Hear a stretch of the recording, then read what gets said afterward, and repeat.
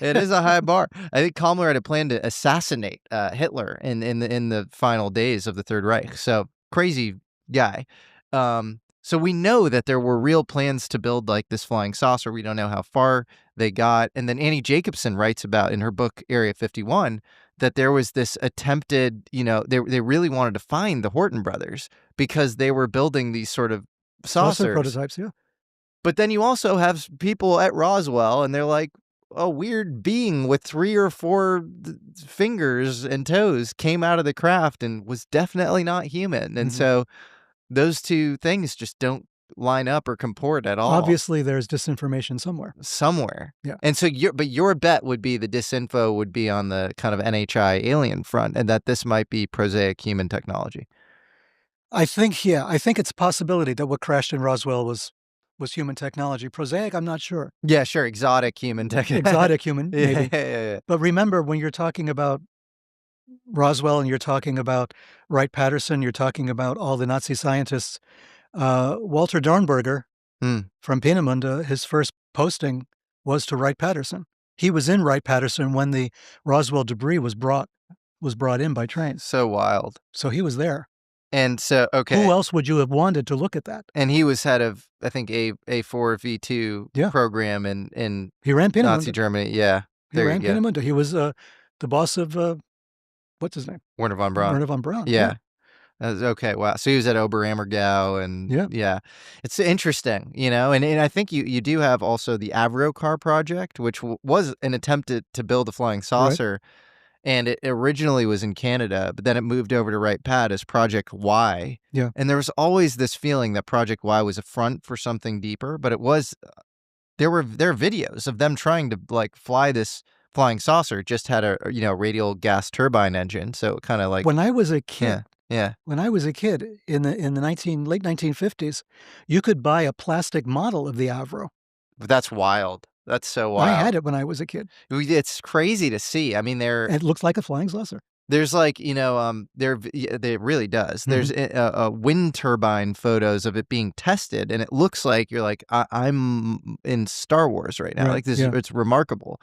And then we do, I think, have documented evidence that Richard Mita, who was from Skoda Works and Kammler Stab, made his way to at least the Avro project that was going on in Canada, which was British Aircraft and John Frost, and in partnership with the American CIA. So you have one piece of the puzzle there. You have Henry Kawanda, who was famous for the Kawanda effect. Oh, right. He had basically the first patent on a flying saucer in 1936. He was a Romanian, but he was living in Vichy, France, and he was overtaken by Nazis, obviously. And he was consulting on Project Y at Wright-Patterson as well. So we know that.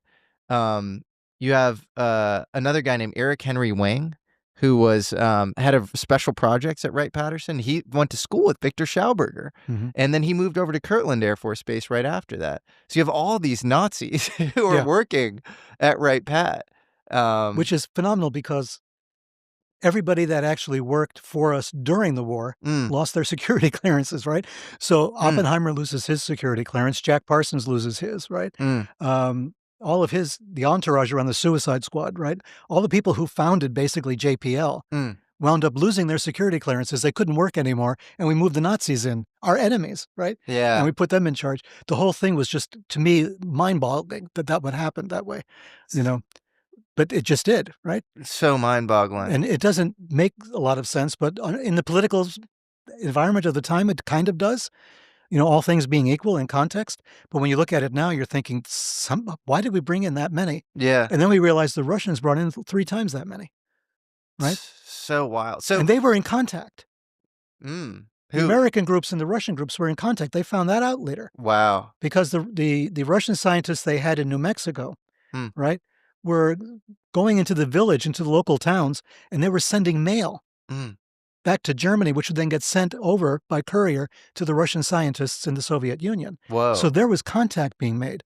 Of course, that was shut down once it was found out, but it was going on for a while. Nobody knows what was being discussed. Was it contact between the former Nazi factions of both? Wow, that's pretty fascinating. Yes. Yeah, I think there's some story of Werner von Braun, giving off trade secrets at the border in Mexico or whatever. So There is maybe it's this, like, rogue Nazi network post-World War II that was, like, Yeah. still vital for a little bit. If there was a rogue Nazi network post-World War II in the United States, Mm. how much more likely it was that it was in other countries where they didn't care, Yeah, right? totally. Yeah, even more likely. So more likely. So there is a likelihood, statistical likeliness. Let's not a statistics can be bent either way. But statistically, there was so many Nazi assets around the world, money that we couldn't trace, Yeah. assets we couldn't trace, technology. I mean, that famous submarine that they stopped that had the Messerschmitt, in pieces in it, and all the uranium, and the engineers that was going to Japan, that supposedly Oppenheimer visited at a crucial time because he couldn't figure out how to make the freaking bomb work, Wow. right? Yeah, and it's even Werner von Braun and, like, look at the early, NASA Apollo Right. program, and NASA Saturn program. It was literally a transplantation of the Nazi program, space Yes. program. It was Werner von Braun, Arthur Rudolph, Yep. and 129 Nazi scientists, and Sure. that was it. Right. And so it's just like you are really dependent on their knowledge somehow. And what was the overall context, right? If you look at it, you're looking at a geopolitical sense. Mm, To the United States government at the time, we preferred to have the Nazis so that we could fight the communists. mm, It was, again, a binary situation. So we buried records of these guys. We denazified them ourselves. They should never have been, many of them. They were Nazis to their death, right?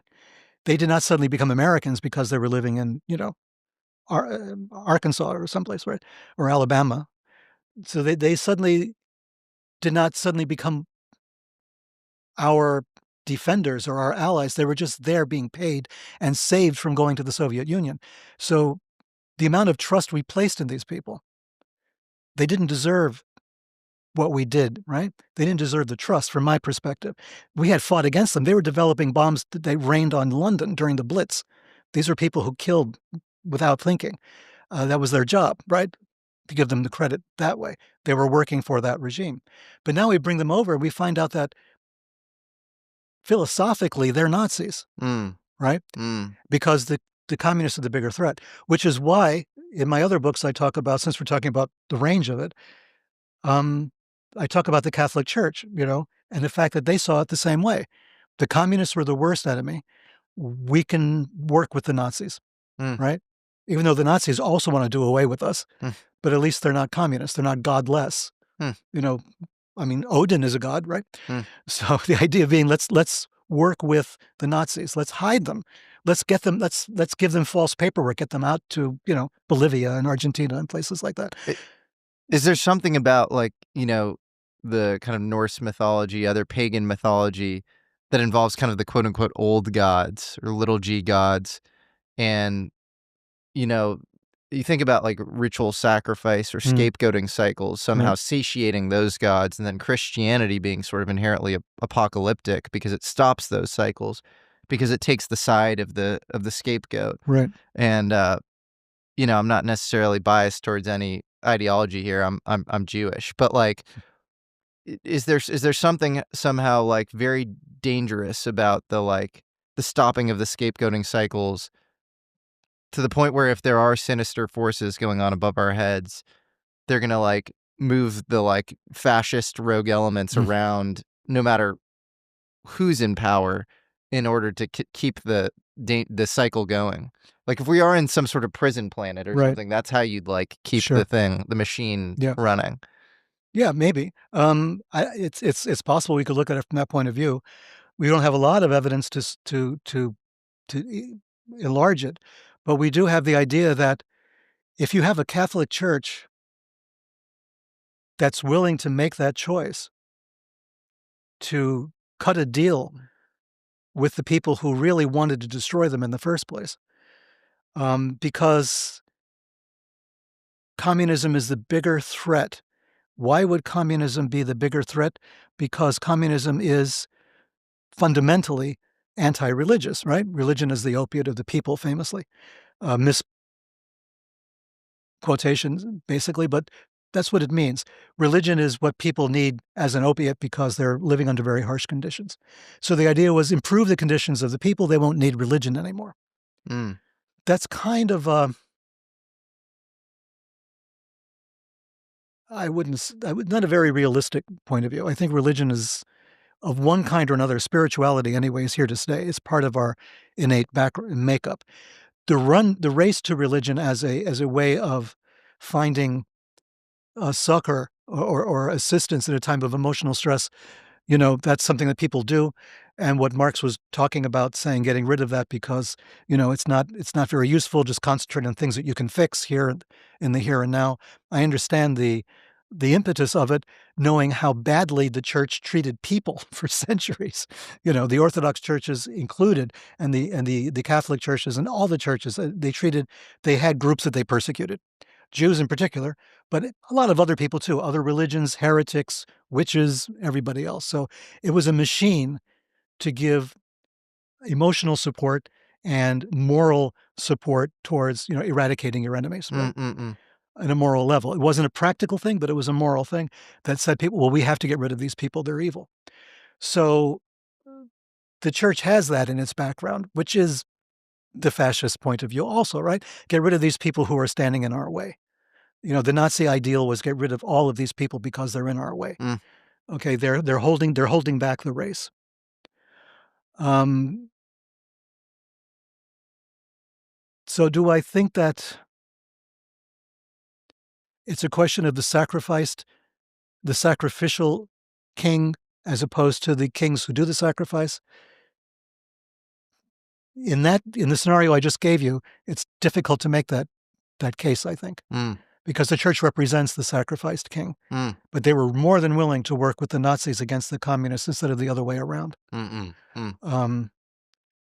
So I don't know. It's a thorny question because it requires a lot more thinking and a lot more context, I think, for what was going on. But in the United States, if we just poured it back over here, it was considered to be, weak-minded to be both anti-communist and anti-Nazi. There was a very strong Republican candidate. I write about it in, I'm not sure which book anymore, Secret Machines. Secret Machines War, I think. I wrote about it also in one of the Nazi books, I think in the Hitler Legacy. There was an American political Republican, very sort of a right-wing kind of guy, very conservative. But he got really angry when he found out that the Argentines were protecting Nazi war criminals. And he wanted to cut off any aid or assistance to Argentina. And another Republican said, "You're crazy. We can't do that. Leave them alone. Let them live there. Who cares, right? We're against anti-communists. Let's not muddy the waters." And the guy says, "I can do both, right? I can be anti-communist and anti-Nazi. I can do both things. We can do both things as a country." And they said, "No, you can't. It's going to be one or the other.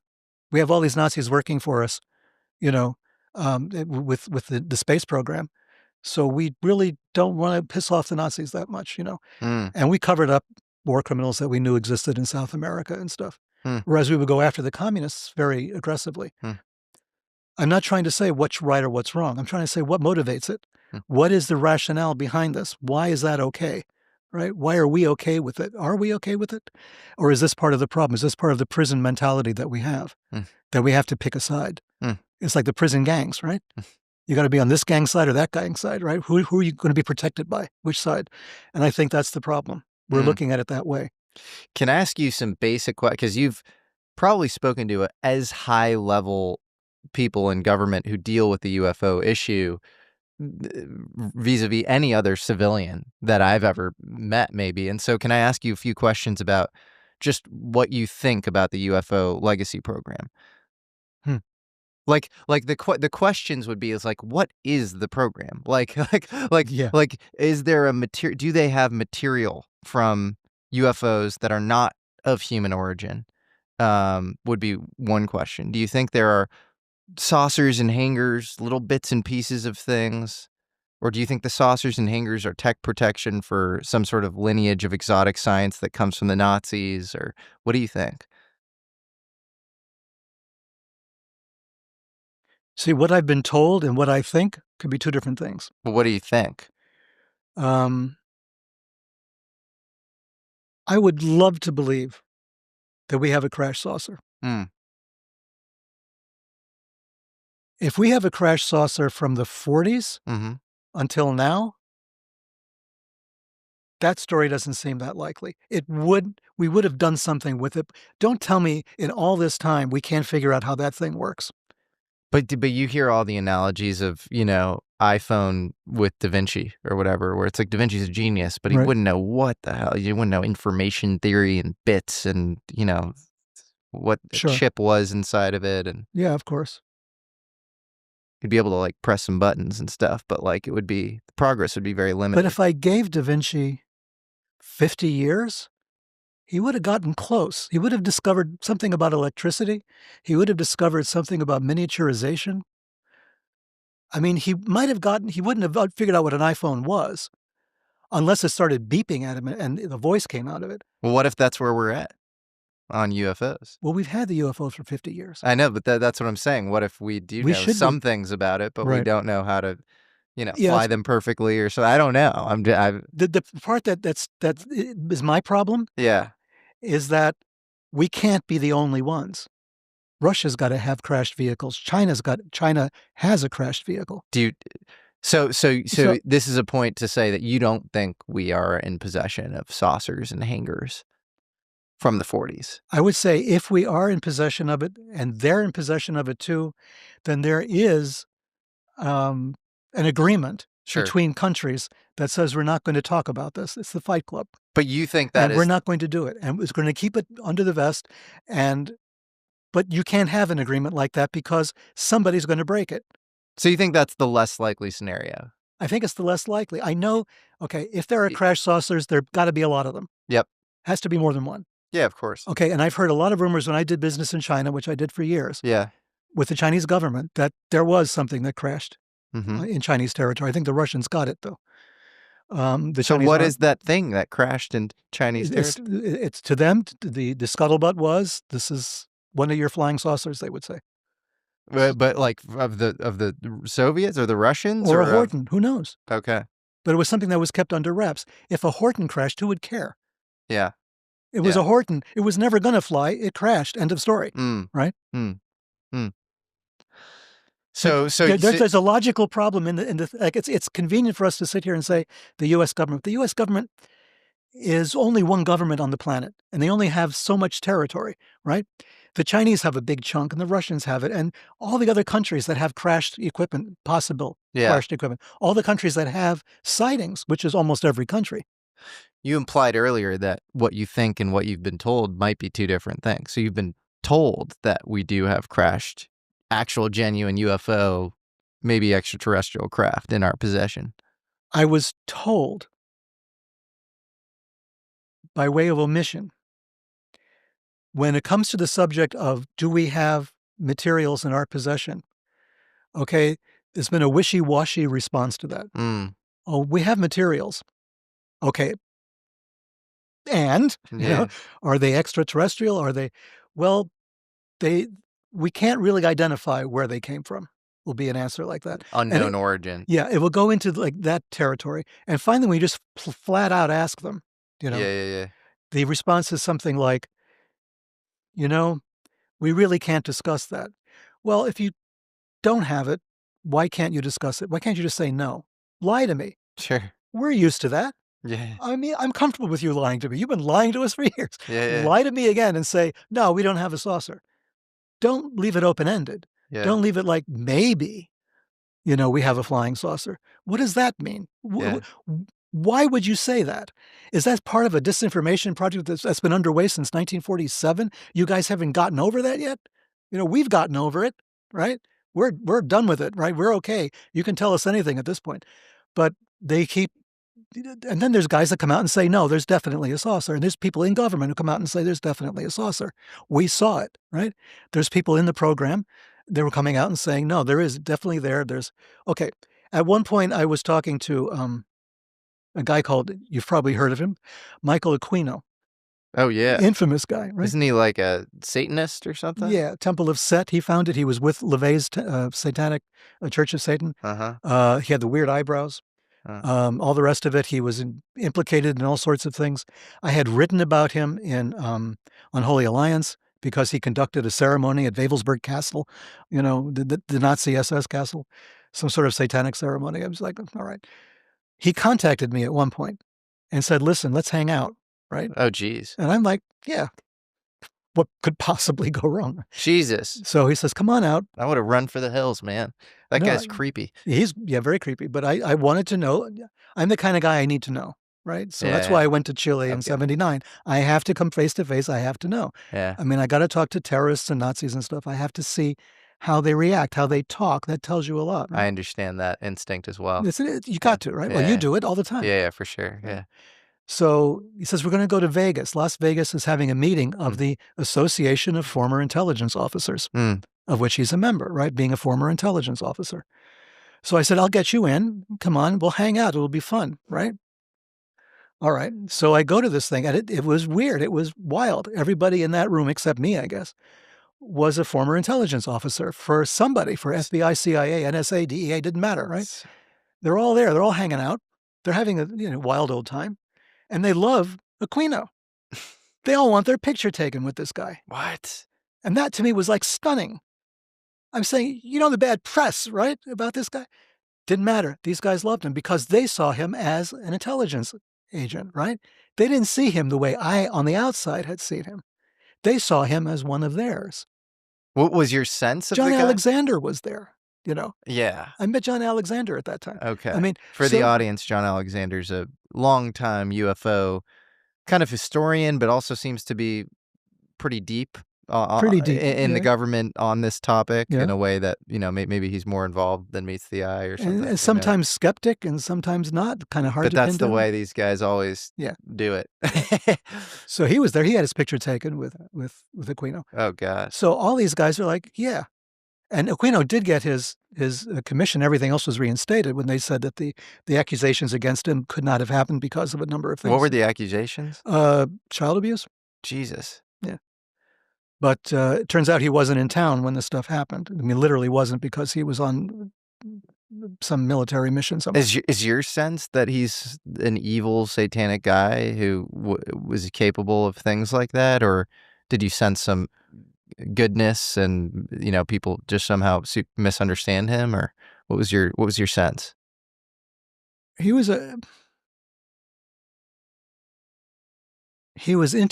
intellectual guy, very, very intelligent guy. Charming when he wanted to be charming. Extremely cynical. Mm. I mean, didn't believe anything.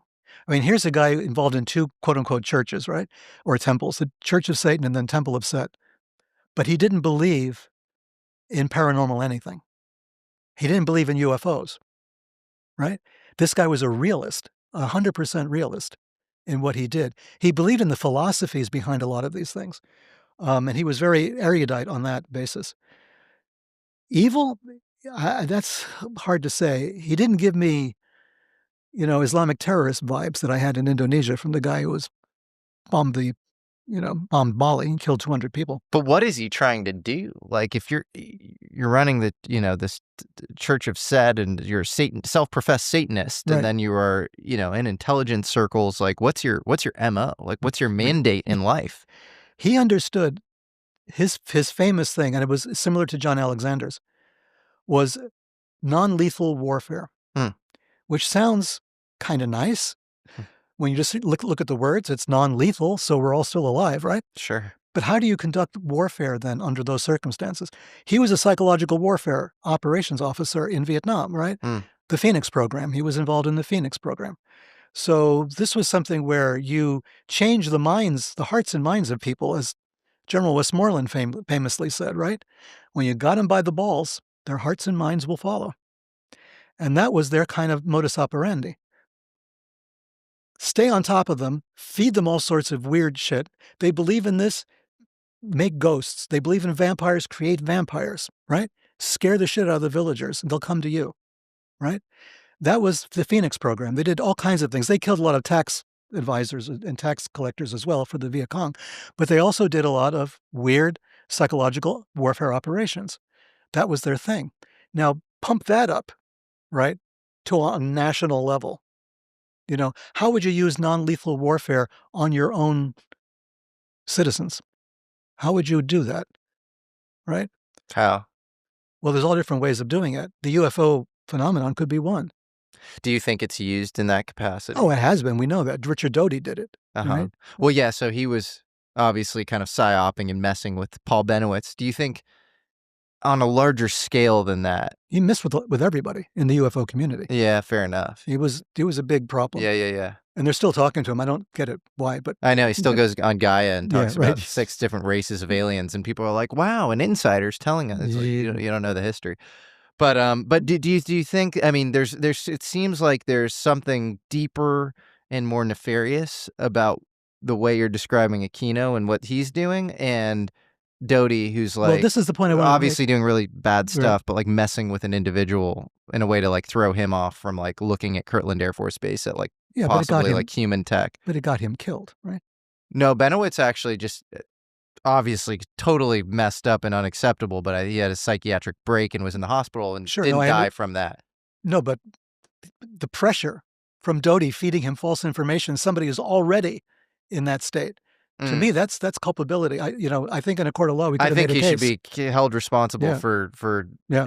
doing horrible things to Yeah. Benowitz, and I've Yeah, covered that's- it, and I think yeah. it's horrible. Right. But it still feels like of a different variety from the from what we're talking about. The Aquino thing feels like some weird, even you said psychological warfare. Like, do you think there's a psychic component, like a psychic warfare component to any of that stuff? I think we're desperately trying to find it. I think if we haven't found it already, I think our intelligence communities, or at least the scientific divisions of them, are looking to see how they could do that. They did it during MK Ultra. They did that, during Bluebird, during Artichoke, Operation Often. They were looking at occult systems. How can we manipulate occultism? I mean, is there anything to that we can use? Yeah.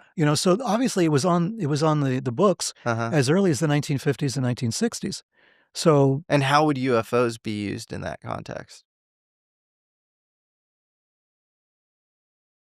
think of it this way. Think of how Aquino used psychological warfare in Vietnam. The Vietnamese believed in certain villages and stuff. They believed in vampires. They believed in ghosts. They believed in hungry ghosts, that sort of thing. There were a lot of strange beliefs, depending upon where you came from, and they exploited that. They made them appear. In one of my books, I even talked about it in detail in one of my novels, in the Lovecraft Code. There's a series of 3 books that are fictional, but not really. So in one of them, I talk about that type of operation, how it would look, right? What's the difference between that and a UFO sighting? Go to some small town, right? Shine some lights in the sky and then have somebody appear and say something in English, right? And then disappear again, freaking out, a family of 5 on a picnic or something. Do you think UFOs can be staged? We've tried it. Wow. Right? CIA even had this idea in their head. They were going to have Jesus appear as a vision over Havana to convince the Cubans to overthrow Castro. That was on the books. They were going to use holograms or something to make this thing appear. We know how to do that. Whoa. Right? So, and that was then. That was back in the 70s, right? So we know how to do this kind of stuff. We could make things appear and disappear with stagecraft, right? I mean, Aquino was practicing stuff like that. I mean, the other Phoenix program guys were doing this kind of thing. So the idea is we create an image, just brief. We don't need it to sit there for a long time. It just briefly appears in front of you. Are they practicing magic with a C or magic with a K? So like some sort of occult, attempts to create like an egregore or like a kind of consensus thought form that appears as a UFO? Or is it like pure technology? We're going to beam a thing in the sky. No, I mean, they're going to beam a thing in the sky, pure technology, but with the occult context for it, right? So they're going to do it this way. I don't know what they've studied. Yeah, Since that time, I don't know if they've gotten far enough to say I can make this thing happen scientifically, but it's going to have psychological implications and it's going to have maybe a spiritual implication as well. Yeah. Maybe this person will see a vision. Maybe they'll go off and found a cult. We don't know, right? Maybe they've gotten that far to realize that they can create the scientific apparatus to induce a spiritual breakdown or breakthrough. All of this sounds somewhat dark and manufactured. In your underlying kind of ontological belief or whatever, do you think that there are genuine non-human intelligences and possibly extraterrestrials visiting Earth. It's are there non-human intelligences? Yes. Yeah. Bluntly, okay? Yeah, what levitated your table, Yeah, decades ago. right, Yeah. yeah, and maybe go to the Australian consulate like an asshole. So, yes, Did the Aboriginal uprising ever happen or no? Okay. Okay. not in all this time. Okay, okay. Still waiting for it. Okay, yeah. Well, let's hope The it timing is a little off, yeah, right. yeah. So, no, Yeah. something is non-human, Mm, or preterhuman or ultrahuman, I don't mm, know. We have these words for it, and that's where we get lost when we start doing that. mm. Something that's not us is doing this, okay? So, yes, that exists. So you said non-human intelligence Yes, definitely exists, right. and then, extraterrestrials or beings that can be Right, embodied right, and corporeal and that's what I between wanted to get man at. and God. That's the thing I was gonna get to, I guess. Probably you have it on your list. I think we've talked about it briefly, was the Men in Black episode that I had, Yeah. What which seems happened? to point to that because I have no other explanation for it. Nothing makes sense Okay. in this context. So that's some of your listeners, I think, have probably viewers have heard this before, but I'll make it brief. Don't make it brief. The Tell the whole story. it was in Rhode Island. I lived there this would have been 1990 when this was happening, right around the time of the first Gulf War, which is how I remember it. I put it in that context because for a minute I wondered if there was a connection. And I had been shopping in the car, and I drove my car back to my house. Ashaway Road at that time was, houses here and there. It wasn't a big city. It wasn't even a village. It was just, I had a house, and then next to me, a little while over there was a house. There's a house over there. So it's not a very busy place, a country road, basically. Um, and so I'm unloading packages from the car, and I look up and I notice there's an old model black Cadillac uh, idling right in front of the house. And the driver appears to be holding a camera facing me with a wide angle lens on it. And I'm staring at this. And that's happened to me once before in my life. That was during Vietnam era. Uh, when I was 19, 20 years old, I guess I signed a petition or something, and somebody was taking my picture. COINTELPRO or whatever the hell it was at the time. But so I know what that looks like, right? That camera facing at me. And so there it was again. And I looked at this thing and I thought, the hell is that? So I put down my groceries and I started walking over to the car to see, like, what the hell is this, right? And the car just takes off. I tried to get the license plate number. It was too fast for me to get a license plate number, but the license plate looked like the Rhode Island license plate, which was white, a white background with black lettering, but that's also the federal license plate, right? So I didn't know which it was. So I said, I'm going to follow them. I go back to my car. I'm going to pull out and follow the car. I just want to know what that is. I'm a little weirded out by this. And before I can do that, another car comes up, pulls into the driveway and blocks me. And it's an old model again, a station wagon, the kind with the wood trim, the old-fashioned wood trim, old-fashioned station wagons.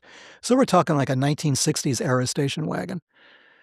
And two women come out of the car, one from the driver's side, one from the passenger side, looking like, in my head, it's always like Manson family members, They're sort of very sweet, sort of very pale, face, kind of light hair, wearing old, like cloth coats, looking like old fashioned people, like they might have been from a cult somewhere, you know. And they came out very sweetly and looked at me as I'm desperate to get out of my driveway, saying, "Can you tell us where the De Vilbis family lives?" De Vilbis. And I said, "No, I'm sorry. I don't know." "Okay, thank you." And they got into their car and pulled out and drove away. And like an idiot, I didn't realize this is part of the team, right? They're keeping me from following the other car. I just want to follow the first car. And so I'm like flummoxed. I don't know what the hell that was all about. So I sort of give up and I say, all right, except she asked me about the De Vilbis family. And that rang a bell. So I started looking in phone books and everything else. We didn't have internet, ladies and gentlemen, at the time. So I'm looking to find out where the De Vilbis family is. There is no De Vilbis in Rhode Island.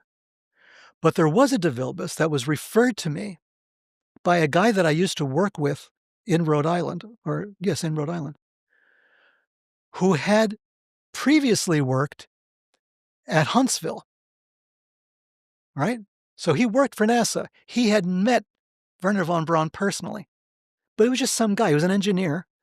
Now he was, in his 60s, I suppose, at the time that I know him at the time.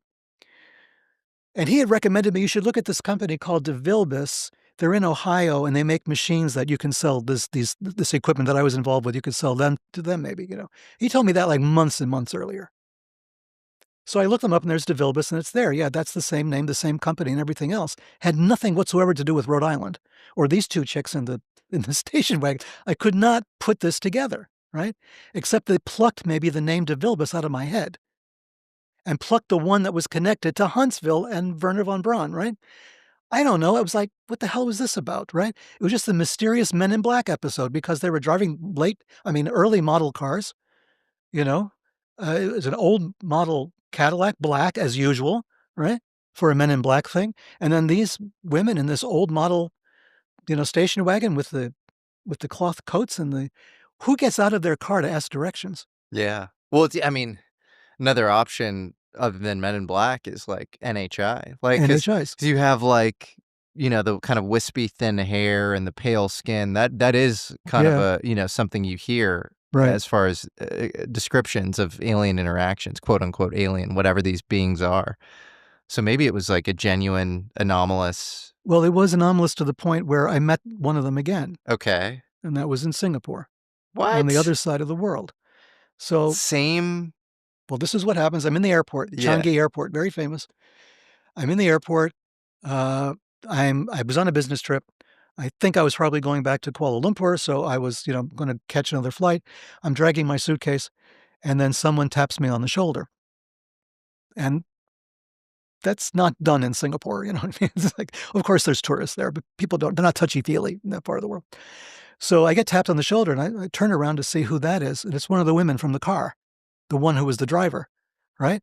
And she looks at me, and she waves and keeps on going. I just stare at her, and I shake myself, and I start following her, like dragging my suitcase. But she's gone. She's just gone in the crowd, just disappeared. But she tapped me on the shoulder and waved. What? I'm getting the chills. That's such a weird story. Yeah, that threw me. That it brought back the whole episode that I had more or less forgotten about. It brought it all back. If that hadn't happened, I might have forgotten about the first one, right? But this brought it all back and said, we're here. Oof, that is creepy. Yeah. And if there was any doubt that the first one was anomalous, that's laid to rest. Like, that is so strange. Yeah. Weird. So you're asking me about NHI and stuff. I don't know how to answer that question. What was that? Have you mulled over the meaning of it, and has anything else come up since? No, I've gotten stuff since then, but it hasn't been that specific, that direct. And it happens years apart, right? It doesn't happen like in a whole year I'm getting all this stuff going on. No. So years later, then I'm at home. I'm in Florida now. And 2:00 in the morning, something like that. Place is very quiet. And then suddenly I hear this really loud electrical buzzing sound. Zzz, very loud. And I'm thinking, what the hell did that? Did I short something out? I don't have anything that, a couple of TVs in my computer, and that's about it. So I'm looking around to see what that could be, and I can't find it. And then right then, as I'm looking, I get the knocks, right? Knock, knock, knock, and then knock, knock, knock, then knock, knock, knock. Really loud knocks. And it's from inside the house, right? It's nothing from outside. It's 2:00 in the morning. There's nobody knocking on my door. So that happened. So, then I think, okay, I'll make note of this. And I emailed Whitley Strieber. I said, if anybody knows how to make sense of something like this, it'll be Whitley. And Whitley said, don't worry about it. It's just the visitors saying hello, just, just passing through, that's all it is. Don't worry about it. So then years after that, still in Florida, I'm driving home. It's in December, shortly before COVID happened. I think the December before it all started. And I'm seeing what I think is a police helicopter, very close to the house. So I stop the car. It's in a complex of buildings. I stop the car and I think, that's really strange. It's a helicopter. It's really close. It's got a searchlight, but I don't see what it's looking at. There's no light on the ground, right? I'm looking at this thing And I stop the car, and I'm expecting to hear, the really loud rotor blades. I hear nothing.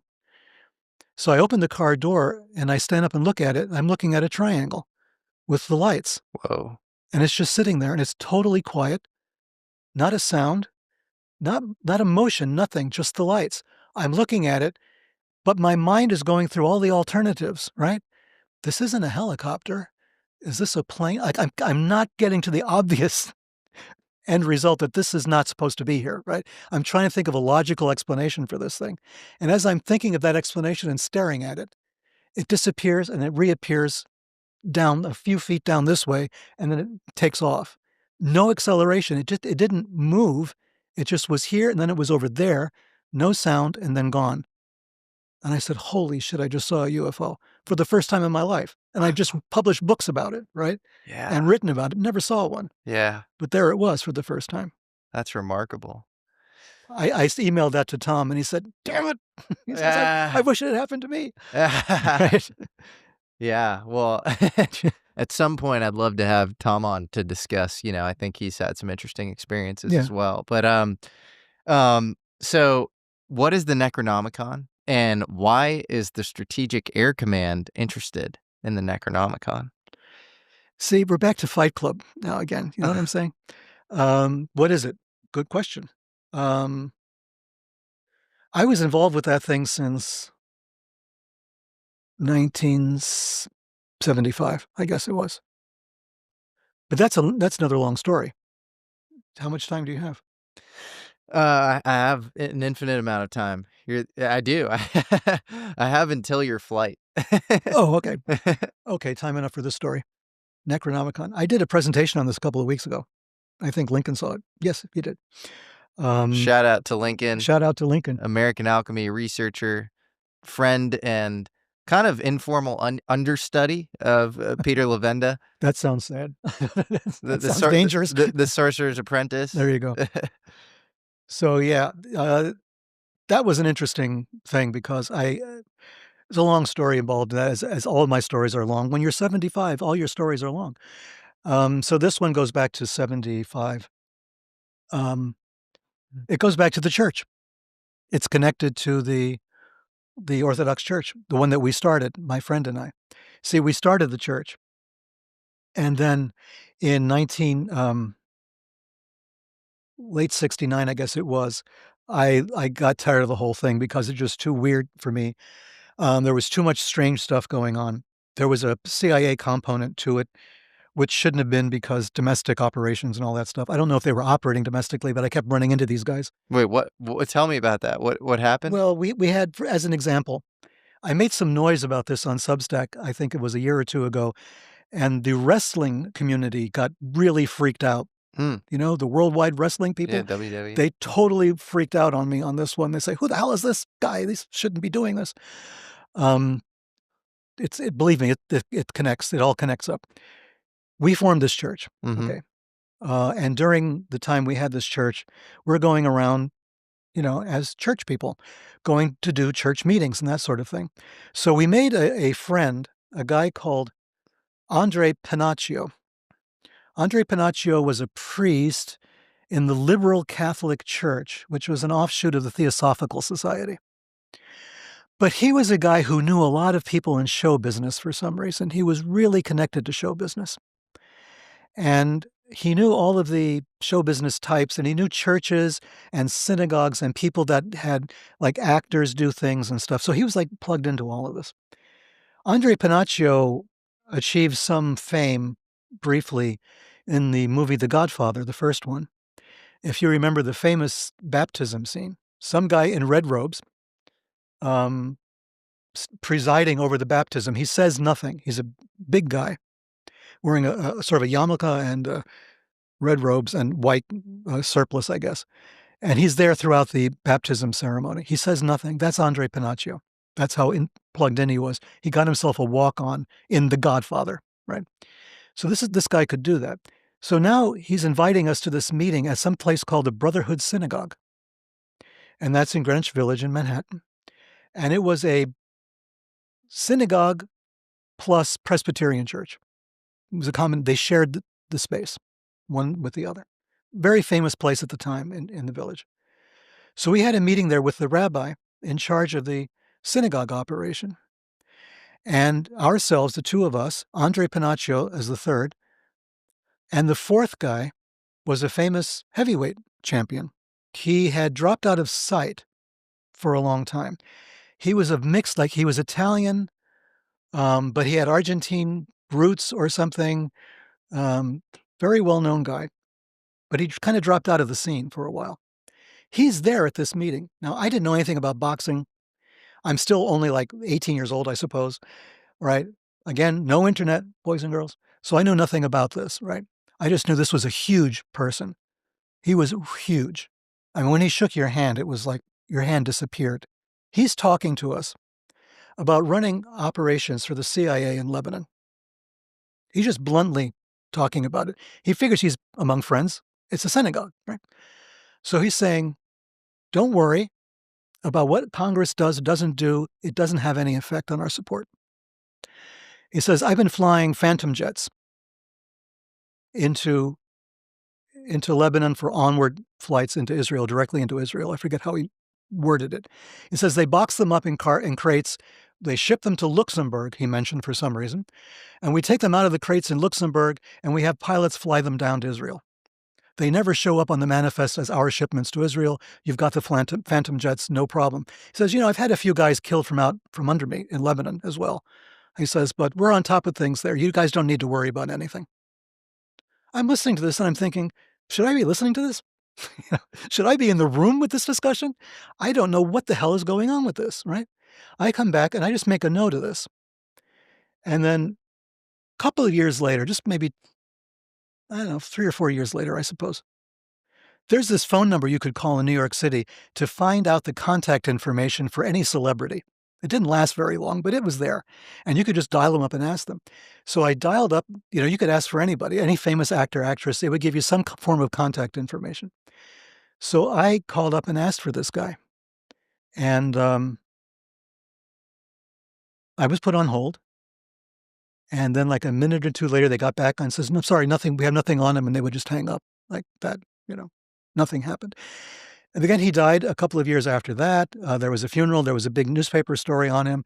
No mention, of course, of being involved in American intelligence of any kind, in any capacity. That's not there. So then about 2 years ago, I read an article. I have a Substack, which I haven't done anything with in about a year, but I have a Substack, and I wrote an article about this particular event. And I drew connections because this guy also acted as an actor briefly in Brooke Shields' very first movie, the one filmed in Paterson, New Jersey. And it was a horror movie, sort of a supernatural horror movie.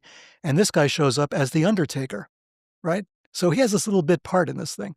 And then I wrote this whole story about Brooke Shields, this first movie, Paterson. One of the people involved in the film was married to the guy who plays the priest in The Exorcist, right? So there's all these weird satanic kind of undercurrents and connections. And it was like a satanic sort of serial killer movie with ritual overtones that took place in a Catholic church during Holy Communion and everything. So it was all this, spooky stuff all layered in there. And so I just mentioned this, and then the wrestling people, somebody found it, and they went nuts. They said, how the hell? We didn't know what happened to this guy. Now this guy knows. How does this guy know? He's a nobody. And somebody said, well, we shouldn't say he's a nobody. He's a nobody in our world, but maybe, in some other world, he's somebody. So there was this big discussion over this, like, this is what happened to him. This was part of what goes on and part of what happened as us being involved in intelligence stuff, not wanting to be involved in intelligence stuff with the churches at the time, right? So this happened. And that same church then went on. I broke up with them after this. I didn't want to be associated with them. I didn't know what was going on because they kept having these parties where there were, TV types were there or Broadway types were there. Not the stuff you're hearing about these days of the Hollywood, satanic stuff that's always, on the internet for some reason. It was nothing like that, but it was just people attending these parties. But they were making connections. These were people just connecting with each other. And they might be in business, they might be in government, they might be in Hollywood. These connections are made. So that was fine. That's what I knew, and I was uncomfortable with my position in all of this. I didn't feel that secure. So I left, right? As soon as I left the church, I got a notice from Selective Service that I was being drafted. So I made a phone call. And after I made the phone call, they dropped that and they said, "No, you're okay." I just kind of threatened to talk about what I knew. And they said, "No, forget it. You're still good." Oh, And that was wow. so then a little bit after that, what happens is I find out that the church that I had left, I get a phone call from them, from my partner, from my friend, and he comes and says, "Listen, I need you.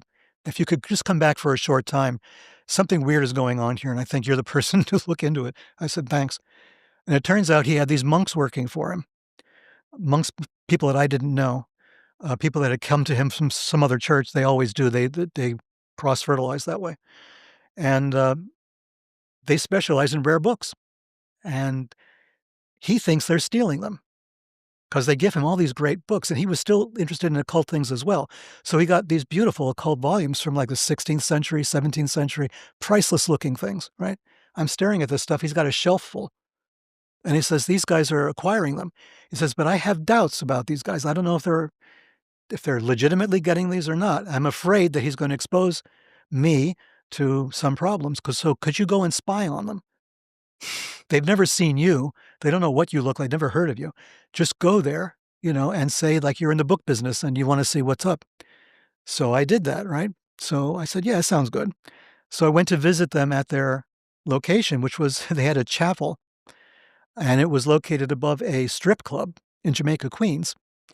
And upstairs, they had, a sort of makeshift chapel, like a little altar in the front, because they were posing as priests, as monks.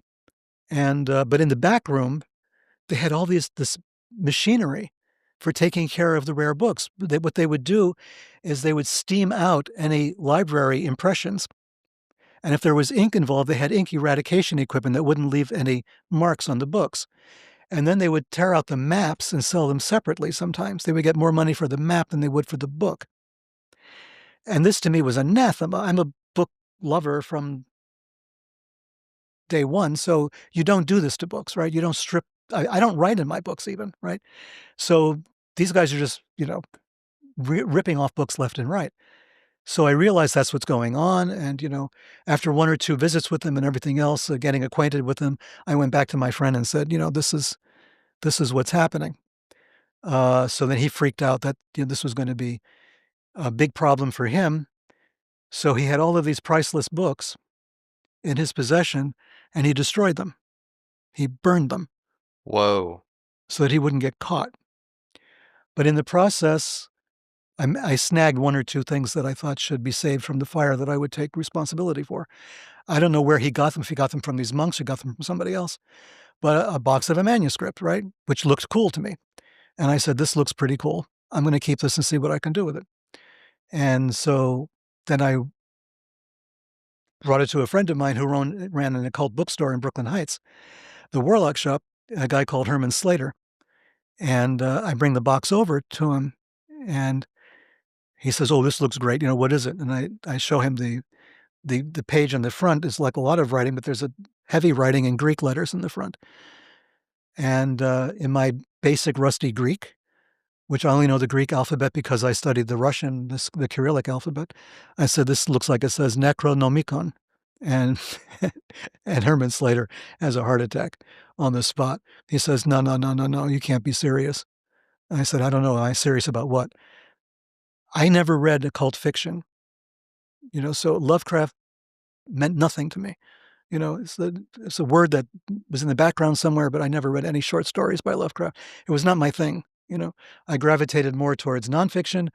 For magic and occult stuff, I wanted the nonfiction, or the closest I came were the Dennis Wheatley novels, 3 novels that he wrote on occultism, because they talked about Crowley and they talked about Thelema and stuff like that from, like, another perspective, so I thought that was cool, and I read those. But that was it. So now he said, "No, you have to translate this. You have to see what this is because this looks cool. Find somebody and do it." So that started this whole, um, odyssey of figuring out what this book is. Is it something that Lovecraft talked about? Is it just a name? you know, and it has no relationship at all to Lovecraft. I had to learn about Lovecraft. I knew nothing about it. So I had to learn about it. And I talked to my friend at the church guy who was burning all the books, and he didn't have a clue. He didn't want to know at this point because now these guys are getting arrested. And they were arrested for committing the largest rare book theft in America's history. Turns out they had stolen hundreds, if not thousands, of books and sold them all over the place, coast to coast, and in Canada and Mexico as well. The Mounties were brought in as part of the investigation. So this was a major operation that they were running. What they did with the money, I don't know, but they did get sent to prison. They served time for it in federal facilities. So, you know, my friend was wise to get as far away from it as possible. But still, I mean, he was the church they belonged to at the time. They were officially part of his operation. So it led to a lot of paranoia on my part, on his part, on the part of everybody involved in this thing. But eventually, by 1975, October 12th, as it turned out, it was just serendipitous. All of the translation work had been compiled basically, that we knew what was in the book. And that was the date that we said, okay, we're finished. This is it. Now what do we do with it? Right. So Herman Slater held on to it for a while. The only copy of it and the only translation was his. Okay, you do something with this. Right. So then thereby leads another tale, because then a guy called Larry Barnes walks into our lives. And Larry Barnes was one of the most incredible people I've met in my life, a very strange guy, but strange in a nice way. He walks into the store, and he looks at all the weird stuff that's hanging. There's skulls, and there's daggers, and there's all these books, and there's herbs. There's whole bunches of herbs and roots and stuff. And he goes over to Herman Slater and he says, "You wouldn't happen to have a copy of the Necronomicon in here, would you?" And Herman Slater very victoriously pulls it from underneath the counter. Right? He says, "Here it is." And so Larry Barnes went absolutely nuts, because he was a total cartoon freak and a Lovecraft freak and everything, from the art side, not from the occult side, just from the vibe side. So he was just totally into this, like, big time. So he then wanted to publish the book, actually. Believe it or not, nobody wanted to publish it. Nobody was that interested in it at the time. But Larry Barnes came up with it and says, "Oh my God, we can do something with this." So he got me involved. He got a number of people involved, people who had been belonged to various occult societies and stuff, who had the connections to do some of the typesetting. In those days, there were no computers per se, so making a book was much more laborious than it is now. You had to set type, and you had to redraw a lot of the art. You couldn't just copy it. It had to be done a certain way. So it was a lot of fussy stuff that was involved. So it took a while. So finally, by 1977, by December of 77, there was a completed actual book for sale. But to get to your initial question, which has been like a half an hour ago, what does it have to do with the Strategic Air Command? What happened was... Well, what's in the Necronomicon? Oh, okay. Well, if you're a Lovecraft person, you have some ideas as to what must be in it. It's kind of like that. It's a grimoire. It's a book that pretends to be a pre-Islamic, or if not anti-Islamic. It's not anti-Islamic because there's nothing anti-Islamic in it, but I would say pre-Islamic book of casting spells, of conjuring spirits. And there's even a kind of abbreviated version of the creation epic, the Sumerian creation epic in it. There's Sumerian words in it, Sumerian deities, and then there's some Babylonian and Akkadian. It's kind of mixed. It seems to be a book of, that a sorcerer might have used in the Middle East, probably Iraq, before the advent of Islam, or before Islam really took over and basically destroyed a lot of that material. And so you found the only copy of it, essentially. Essentially, yeah. Wow. Handwritten, right? That's crazy. Yeah. That's what it is. And that's... And but we didn't know what it was. What's the Lovecraft writes about it? Or Lovecraft writes that it's a dangerous book, that even possessing it means you're summoning demons and spirits and stuff, and it's a gateway, a portal to other dimensions. And you found it. And I don't know if it's it. I mean, Lovecraft scholars will say, "No, that's not it. Okay. It's not Lovecraftian enough." Okay. I mean, if it was going to be a hoax, do a better hoax, is their response, right? But it might be it. It might. It's a book with the same name. Okay. Does it have, if you do like an unbiased, historiographic kind of analysis on it, does it sort of comport with materials at that time, written materials, or? I think the more we know now, Yeah. the closer it becomes to a real thing. When it first came out, people rose a lot of objections to it. And I think on pretty standard sound grounds, phonetic grounds, for instance, things like that, where it couldn't have been this, it could not have been that. We make the point in the book that Lovecraft's famous arch weird connector between humans and the elder gods or the ancient ones is Cthulhu, and it's spelled Cthulhu, right? No one knows how it's really pronounced. It's like supposed to be a garbling in the throat sound, like it's a non-human alphabet, right? A non-human name. But we're looking at it and came up with the idea. We talked to a scholar of Sumeriology. You have to have somebody who knows Sumerian, and he said Cthulhu. I mean, that's a Sumerian form. It means a person from the underworld. Kutu is the underworld, and Lu means person. It means a human being or a man. So it's the man from the underworld. This Cthulhu that they're talking about in the book is the man from the underworld. And then, so that sent us off on another wild goose chase. It's like Kutu is the underworld. And we found out there is a place. The Sumeriologists would know. It was called Kuta or Kutu in Sumerian or Babylonian. And it was a place that was supposed to be the entrance to the underworld. And it exists today in Iraq. It's south of Baghdad, southeast of Baghdad, and it's the place where Abraham is said to have been buried. Tel Ibrahim is there. And if you look at pictures of it now, it's just a big empty wasteland. Nothing is built there, but that's supposed to be the entrance to the underworld. So fascinating. So things started to make sense later. Yeah. Right? And they found an Arabic rendering in the Quran of a being called Al-Khadulu, which is supposed to be a kind of quality of anti-something. It's like an adversary name, right? So there's like things started to make sense that didn't make sense back in 1975, but with the passage of time and sober looking back at it, things kind of start connecting more than they used to. But from an unbiased perspective, I can't be unbiased. I was involved with it since like the beginning, but from my unbiased perspective, it's a book with the same name, and it's quite possible that somebody knew about it. Lovecraft heard the name, and crafted his idea of what the Necronomicon should be based on that, that he just simply heard the name and that the name was around. Because there isn't a lot in there that screams Lovecraft. But there are pieces that do, So... Well, and real quick before we get into the government's interest in this topic, which, is mind-blowing that the government Strategic Air Command might be interested in a book about the dead that references ancient, Sumerian myth and stuff. Right. I mean, that's fascinating. But truly, your life does resemble Johnny Depp's character in The Ninth Gate. This book collector's on this mission to find these like 3 devil books or whatever. Right. And so I didn't realize this before doing this interview until Lincoln actually brought it up, but you are the inspiration for Johnny Depp's character in Roman Polanski's famous movie, The Ninth Gate, which is also, I think, Jacques Vallée's favorite movie. I didn't know that. Oh, yeah. Oh, boy. Okay. I'm in deep trouble now. Now Jacques' going to call me up and say, it was you. No. Okay. This is the thing. We have to pull back a little bit. The story is not based on me at all. The story was a Spanish novel, very well-known Spanish novel. So the story has nothing to do with me. The character of Johnny Depp, however, from what I've been told by the people who worked on the Polanski film when they were in New York. See, Polanski can't come to the States for reasons I think we all know. He was accused of sexual abuse of a minor.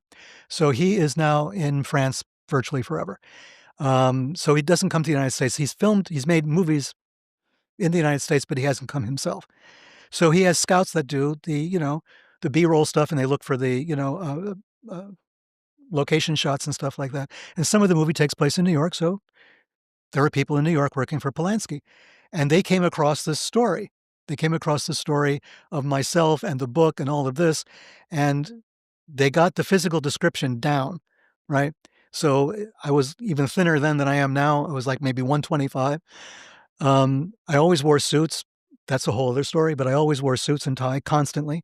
I wore a black sort of trench coat, raincoat kind of thing. I had a beard, obviously. I always had a shoulder bag, glasses, the whole 9 yards. I mean, it's the Johnny Depp character, dark clothing, the whole thing. And the book business guy. I was always in and out of bookstores, right, in that outfit. And I was involved with Weiser's bookstore, which in New York City was the famous occult bookstore with a pedigree going back a long time. And you came upon maybe the occult book, And I which came is up the Necronomicon, Necronomicon, right.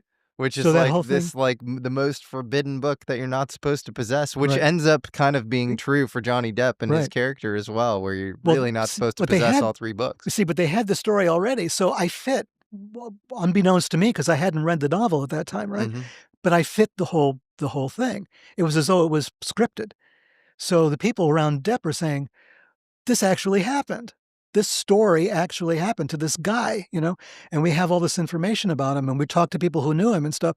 And so that kind of got into the film. From what I understand, I had forgotten all about this, to tell you the truth, until a few months ago. I was talking to a guy who makes a videographer. Actually, I think he's based in Florida as well. And he came down to meet me just a couple of months ago, and he says, "Do you remember that thing about Johnny Depp and the Ninth Gate?" And I said, "Oh my God, I'd forgotten all about that." And he told me the story again. So it's been around. The story's been around. I don't know who's promulgated it, but it's been around. So yeah, that's kind of weird. But imagine me, but like 40 years ago. It's pretty much how I looked. So wild. So if I'm Strategic Air Command, why do I care at all? Well, this is how that happened. Yeah. We're going to announce the book now. Larry Barnes is financing the publication of this book, and it's costing some money because he wants it bound in leather. He wants silver stamping. He wants really good quality paper. He wants silk ribbon, the whole 9 yards he wants with this thing. He's calling all the shots. He's paying for this. But it's not really his money. It's his father's money. They're part of the largest lithography press on the East Coast. His father owns it. So they're wealthy. They live, I think, in Fort Lee, New Jersey, across the bridge, and they have all this money. But his father doesn't follow his son's enthusiasms as much, and he wants to get his money back as quickly as possible to finance this thing. So they come up with this scheme, which I didn't know existed. It's called barter space. And in magazines at that time, these big glossy magazines like Omni, Psychology Today, you could run ads in those magazines without actually paying them up front the cost of the page. You could pay them in merchandise. So what we did, is we had barter space in the top magazines that were around at the time, including Omni, including Psychology Today. These were very important magazines. Omni was big time. I think High Times even, we were in that, which was the weed connoisseur's magazine of choice. We were in a lot of stuff. Very expensive space. We had full page ads in those magazines that we did by giving them, we're selling this book for, I forget how much they were selling it for. The leather-bound edition was limited edition, 666 copies. And I think it went for $150 or something. I forget how much it was. It was very expensive. And so we would give, like 10 copies or something to Omni or Psychology Today or High Times, whatever it was. And that was the initial payment. They would take the orders. So the ads came to them. They would take the orders. And once they got the orders, we would fulfill them to that point, to that level. And then anything else was gravy. It was our money. So that's how we paid for the book. We paid for it before it was published. It was completely paid for before it was published. All those ads brought us the orders. But it also meant it brought us a lot of attention. It wasn't a little ad in the back of Fate magazine. These were full-page ads in Omni. Omni was being read by the Pentagon. Really? Omni had really great articles in there about technology. It also had great design. Great design. Super cool. Yeah. Yeah. So there were people at the Pentagon, there were people in the intelligence and the, military-industrial complex who were aware of Omni very much so. And they read the articles. They knew what was being discussed because they discussed UFOs. They discussed space technology, artificial intelligence. It was all there in Omni in the 1970s. So, yeah, they were doing that. And eventually it got to the attention of people in the military. So we would get letters, and we would get letters from Fort this or Fort that saying, "You guys doing a great job. Keep it up." What? You're in the Army? Yeah. You're what? Marine bases, Army bases. And then the Strategic Air Command, SAC, came in with a letter, just a nice letter saying, "Oh, congratulations on your new publication." We didn't ask for them for Is a this, and blurb. it's like the organization itself, or it's a general, It's or on it's it's on their stationery, and I forget. Larry Barnes kept all of that, so I forget, who signed it, actually. I would love to know now because that would say something. why do you think they were interested at all in the Necronomicon? It's evidence that they were interested in this material from the get-go, Yeah. right? I think they were interested since the beginning. But what's the connection? How does that Well, add Operation any sort of Often, all the psychic research they were doing, the occult what research tell CIA us was what doing. Operation Often was? Yeah, Operation Often, among other things, there's different various descriptions of it that you'll find online. They mostly emphasize the drugs and LSD research of Operation Often, but some of the side operations involved studying witchcraft, studying occultism, studying magic, right? Sybil Leek was involved.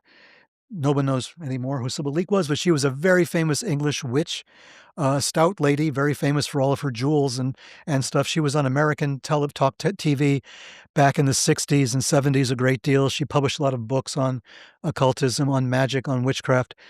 She was very plugged in, though, with the whole Wiccan community, with Raymond Buckland and the Gardnerians. And if you know about Wicca and witchcraft, she was like one of the goats, right? She was there from the beginning, the OG. So she was like, Sybil Leek put her name on it, on witchcraft, and made it look kind of accessible because she was like the sweet lady type, um, with an acerbic wit, by the way. So she was openly involved with Operation Often, as we find out later. She was involved with a lot of these things. They wanted to test her. They wanted to see who she knew. They wanted to understand about magic. How does that work? Because they understood the quote unquote brainwashing that had been going on in Korea during the Korean War by the Chinese and the Russians on American troops who would then come out and say they love the Soviet Union or they love communism. They understood this to be a kind of consciousness manipulation. And they said, wow, if we could only do that, right? That they're doing to our troops, we could do that to theirs. Or if we could do that to people in general, right? What can we do? How can we manage? How can we manipulate people, manipulate consciousness? And so Operation Often was just a side shoot of that. It was a sideshow, basically. The major show was the drugs and the hypnosis that was full bore going on. Massive psychological conditioning undergone in Montreal, Canada, for instance, at an institute there that was funded by CIA for a long time. The guy who ran that was the guy who, to go back again to our other subject, is the guy who had basically debriefed and analyzed Hermann Hesse, not the author, Rudolf Hess, Mm. the Nazi leader who was second in command to Hitler at the time. He flew to Great Britain to try to make a peace deal or something between England and Nazi Germany. He was promptly arrested and thrown in jail. But the British High Command had some doubts as to whether or not this was really Hermann Hesse or was a double. So they brought in the psychiatrist, whose name now escapes me, but it's in my books, from this institute in Montreal to go and investigate this guy, just talk to him. Ewan Cameron, maybe, or no? Cameron, yes, Ewan Cameron. That's Okay. it. Thank you. Yes, Yeah. that's who it was. Dr. Ewan Cameron, who was head of the World Psychiatric Institute for a while. This is not like some guy they found, in a back alley somewhere. This was a major guy in the field. They sent him to prison. At that time, he was still in prison in England, to look at this guy and talk to him and figure out, is this really Hermann Hesse or is it a double, right? And I think he came away with the idea that I'm not too sure, you know? So he wasn't really 100% definitive on that. Rudolf Hess, by the way, said Rudolf, not Herman, not Herman. Yeah. Yes, Rudolf, sure. Yeah. Herman, that's another story. Herman, He's a great no, author. great author. Rudolf Hess, not so much. So yeah, but Rudolf Hess, now it's important to understand. Talk about psychic research in the Nazi Germany. This guy was total on board with that. He believed he was in telepathic communication with his wife while he was in prison. They ran telepathy experiments. This guy believed in astrology 100%, which is why he timed his flight for that specific day and time. Hess was totally on board with occultism, and he was number 2 in Germany. He was Hitler's right-hand man. When Hitler was arrested, Hitler then ordered all occultists, all astrologers in Germany to be arrested, thrown in the camps, right? Automatically, it's illegal. Freemasonry was illegal in Nazi Germany, right? So, There goes Because along it didn't work in the context of Rudolf Hess. Well, because Rudolf Hess did something he wasn't supposed to do. Got it. He disobeyed Hitler. And so Hitler kind of associated him with all this occult stuff, and so Right. that was his kind of Right. retaliation. Okay, I don't believe that Hitler was really an occultist. I make that point in Unholy Alliance. I try to make it really firmly. I don't think Hitler was an occultist per se at all. I don't see Hitler in a robe, casting spells. No, never going to happen. But when he was poor, when he was destitute in Vienna, trying to get into art school and selling postcards on the streets of Vienna, he became enthralled with a bunch of occult magazines that he came across. And these occult magazines were run by a guy called Lanz von Liebenfels, who was the head of something called the Order of the New Templars. And this was like the whole Aryan theory, again, writ large, but given this weird Templar Wagnerian thing. And Hitler was nothing if not a Wagnerian. This guy loved his Wagner. So this Wagnerian idea of the Templars, of, the ring cycle and all the rest of it, kind of mixed in with, anti-Semitism and all the rest of it, it was right up Hitler's alley. So he read all this stuff. He was fascinated by it and took a lot of time with it. It's said that he actually visited Lanz von Liebenfels in his office. He was so taken by it. That's the story that Liebenfels himself tells. But he had this, new Templar thing where we're going to resurrect the Knights Templar, and it was going to be this Christian order that was going to wipe out all the mongrel races, from Europe and all the other religions. It would be the secret society at first, but then it would rule Germany. So Hitler, as a young, impoverished person, like a lot of young, impoverished people, sort of fell in with this, right?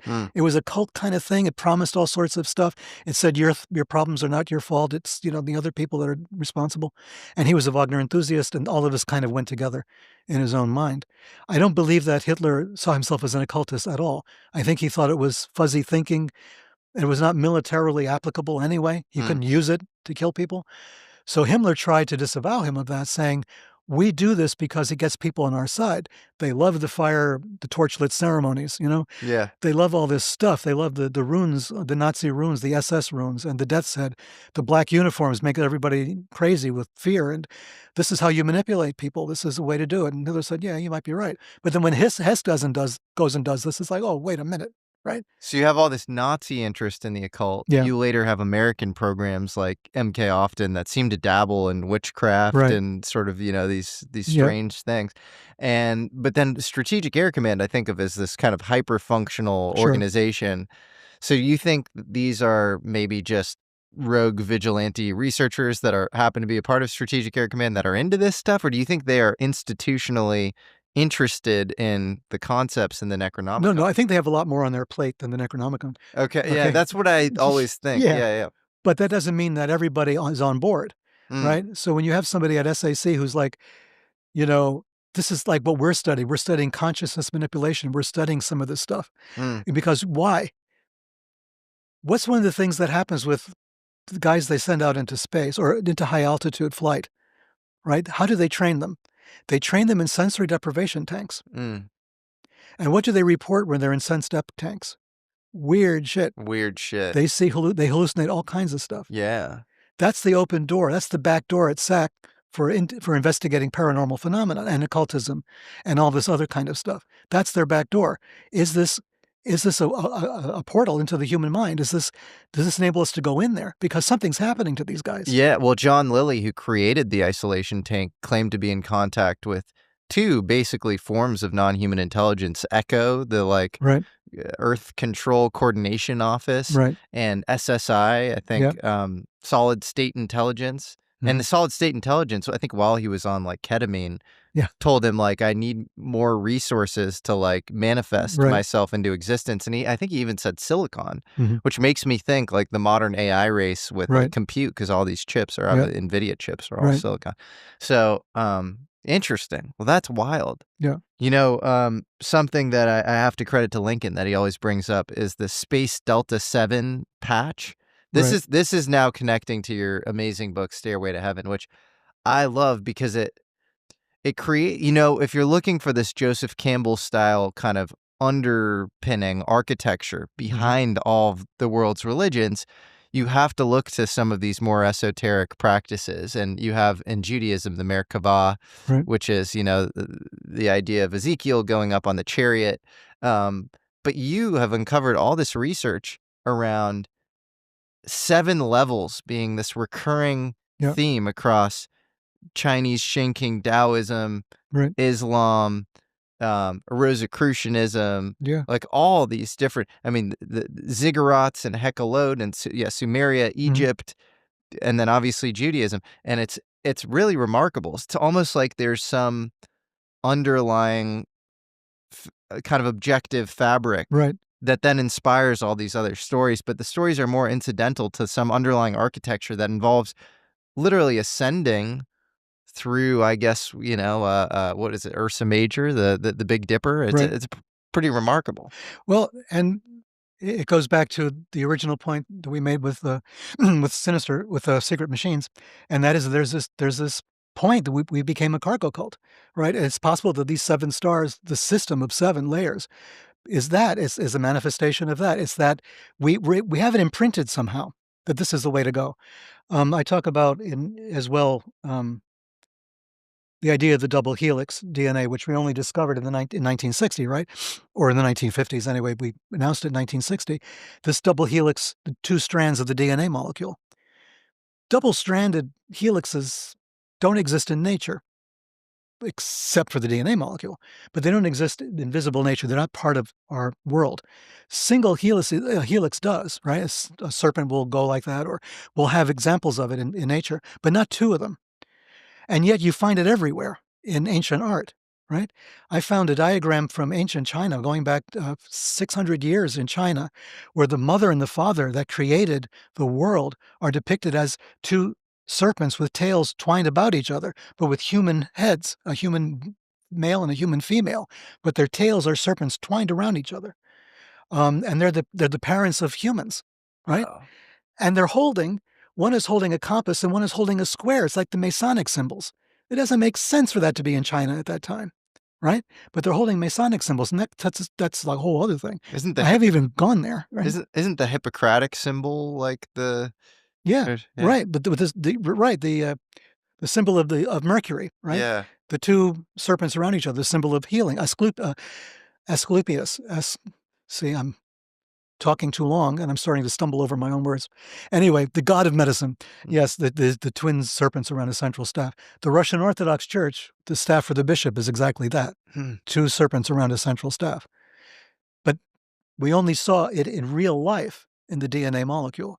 Does that mean that DNA has been communicating to us because it's in virtually every cell of our body for, as long as we've been around, and it's giving us this message? It's like imprinting itself in our consciousness somehow. If so, then the 7 steps, the 7 layers, the 7 stars to heaven may be part of that.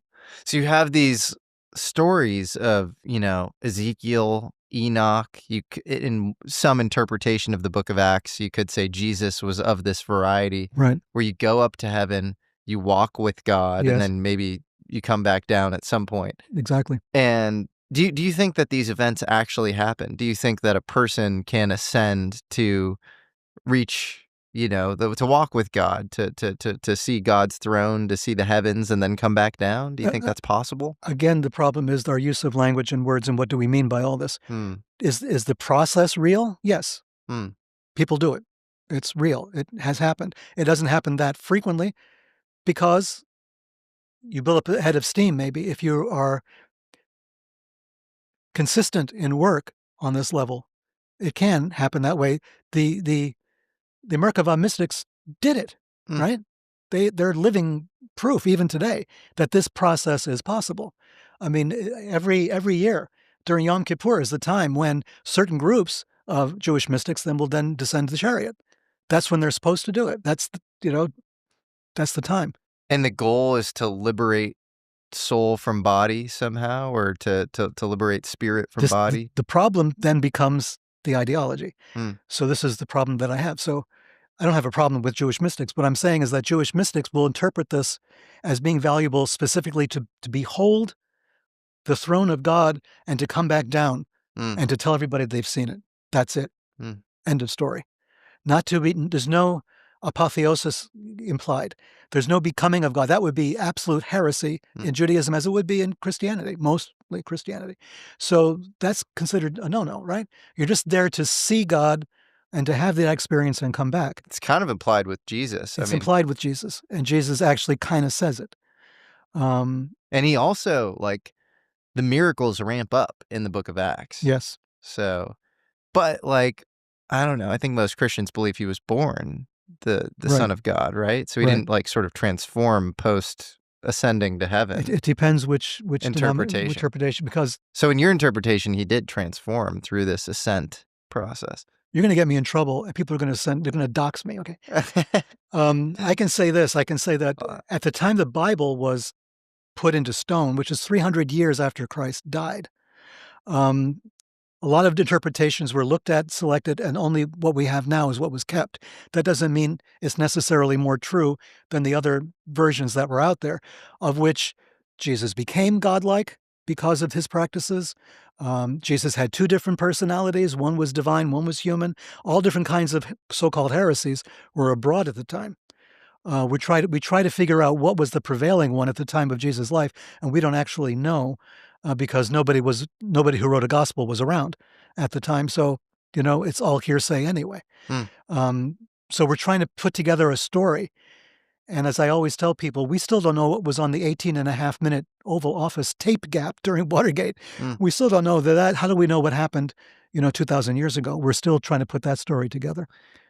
Is there there's the parable of the parties where you have four rabbis try to ascend to heaven and only one comes down, intact. Right. Is that somehow a really fitting polemic on trying this stuff out when you're not ready? Kabbalah, I believe you're supposed to be 35 and, like, married and very grounded before even starting to initiate yourself. 100%. All of that.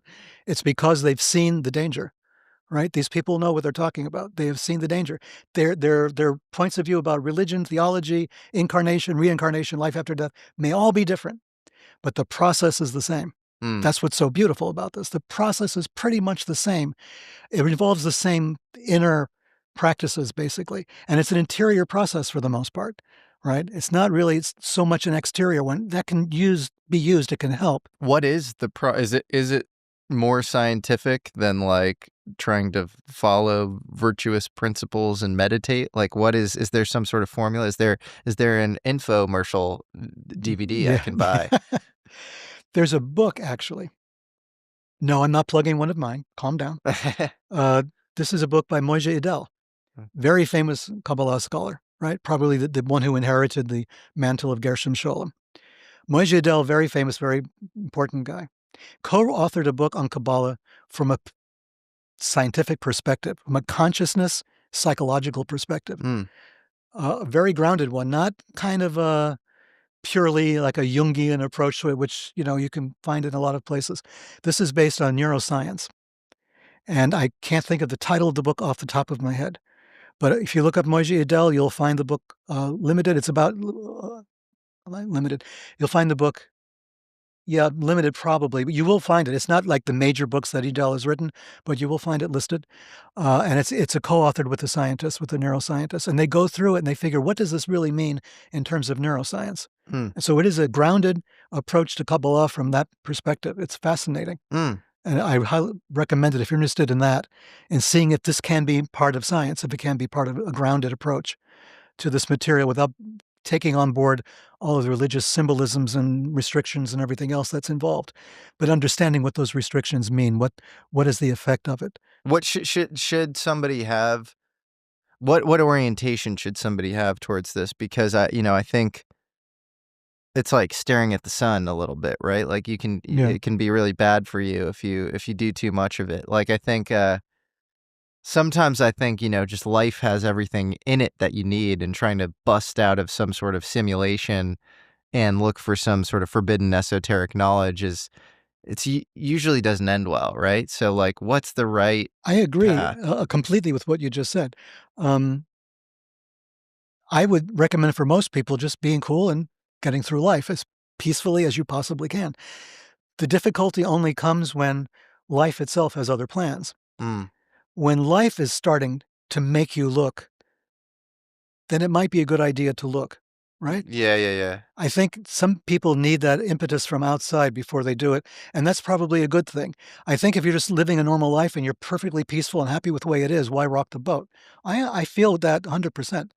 Um, I wish I could have done that, right, from the beginning, but I got thrown into this, like, in the deep end. So, I had to make my way somehow. And the idea is, like I say, to maintain a sense of humor about it. It's about all that keeps you even, because it can get weird. If not dark, it just gets weird. And the weirdness, doesn't make sense to you. And if you focus too much on the weirdness, you find yourself going a little too weird. Yeah. Yeah, well, I find that to be the case with UFO research. Like, Oh, it's big somehow time. Yeah. you often find it's like, this feels like Dante's Inferno. It's Yeah. like, it's just weird vibes everywhere. Yeah. Like, you go to some of these conferences, and it's like you might as well 100 years ago, you would have Yeah. been in some sort of seance, like Yeah. some new thought, like weird and it's, people have bizarre self-conceptions, and it's not often an expression of Mhm. some honest, intellectual understanding of a thing. It's like their own desire to be differentiated, or there are a lot of messianic characters. You would think that people covering the subject are like super altruistic, but like they can be like the sharkiest, people in the world, and like they're I know they're from the personal experiences. yeah, it's so weird. So When you have this is the problem that I think I mentioned this secret space conference that started all this for me. When you can't get a straight answer on something, it opens up the field to anybody who has an imaginary answer, right? right. When you don't have a real answer, something you can agree on, something you can rely on, then any huckster can come on board and tell you anything, and you can't disprove it. Yeah, yeah, yeah. No one's out disproving it. I heard wild stuff during the contact in the desert stuff. Stuff that I know is like absolutely impossible, but it doesn't matter because the government, we don't trust the government, right? Yeah. The government's not telling us the truth, so it could be possible. It could be possible we're sending ships to Europa on a regular basis, and we're trade. We have contracts or contracts with the aliens. That's the thing that kills me, right? Oh, Eisenhower or somebody signed a contract with the aliens back in the 1950s. There's a directive that it's in place. I'm thinking, are you fucking kidding me? In what language is it? Yeah, yeah, yeah, yeah, You yeah. know? And who enforces that Yeah, contract? yeah. I've been in business a long time before I became known for this stuff. I was doing contract negotiations in China. You know how difficult that is? Well, this is really refreshing and cool to hear because you came close again to, like, these very high ups in the government who seem to be as embedded in the UFO topic as anyone. And so I am really curious, like, what is your so you think the 54 Eisenhower treaty thing is ridiculous. On its face. I'm with I don't have any, serious evidence, Right. but, it's like I've spoken to, like, Richard Dolan, who's a really smart, cool, Yes. earnest guy, not one of the weird UFO researchers. He's great. He's kind of this legendary, Yeah. and he, like, lends credence to the MJ-12 documents, which talk about, this, and there are certain things in the MJ-12 documents that do somehow know about certain meetings and dullest diary entries that, like, no other source did that came out before these entries came out later. So, Well, don't let me forget them because you mentioned MJ-12. yeah, 2 stories on that, yeah, short ones. One is Michael Aquino again. The reason I brought Aquino up in the first place and totally forgot about it yeah. was the fact that in our conversations, in our lengthy email back and forth, we were talking about cryptonyms, right? Mm. So MK for MK Ultra, right? So did that mean mind control? No, of course not. It was just alphabetically, that's where K showed up, so that's what it was for. And then, MJ, the MJ, cryptonym. He says, oh yeah, MJ, we had that that was in Space Command. We use that for non-terrestrial biologics, right? What? And I said, "What? What are you talking about?" I said, "Do you realize what you just said?" He says, "No, what?" He says, "Haven't you heard about the MJ-12 documents and all this stuff?" He says, "What, you mean UFO stuff?" I said, "No, I don't believe in any of that." He says, "What we meant by that was anything that came down, like with a rocket ship reentering our atmosphere, a meteor or an asteroid or something, if there was organic material on it, Ah. it was non-human biologicals." Ah, whoa. So, like, any sort of hydrocarbons on some weird meteor from, Yeah, Mars or something, right. but not, like, bodies. But it meant MJ meant non-human biologics. You see? And then your mind goes to like Aquino didn't know the real program No. because it's somehow like, did he? Would he have had He like, like the highest levels of access? I Like, mean, I spoke to him because your mind then goes to like, that's an awfully crazy coincidence, and maybe MJ12 was. this is the problem that I have, right? And I talked to Stanton Friedman, Yeah, at the last time that he attended, I think, a Contact in the Desert. legendary UFO Legendary researcher. legendary researcher and promoter of the MJ12 documents, right? And I sat down with him just briefly, and I said, "Listen, man, I know all the controversy about it, but I've done a lot of research at the archives and a lot of research at the Library of Congress. Those documents to me look real. I mean, whoever went to the work involved to make them look real, as this they've been criticized by different people, and then later on, not so much. I said, I've looked at them. My God, did they spend a lot of work and time and effort to do that? For what? Nobody made a dime off of it, right? It wasn't like they were doing it for money. So what the hell were they doing it for? If it is a hoax, by whom and for what? Right? What did they gain by it? It's now become a kind of meme, So MJ12. so you don't think it was a hoax? See, again, I work on evidence. I'm a real evidence-based person, believe it or not. And for me, my evidence to me is it's a really good hoax if it is a hoax. I'm in two minds of it. Maybe it's not a hoax, right? But that My other would, point is yeah, it could be a really good hoax. If it's a really good hoax, cui bono? Who benefited? Why? What for? That's the story, right?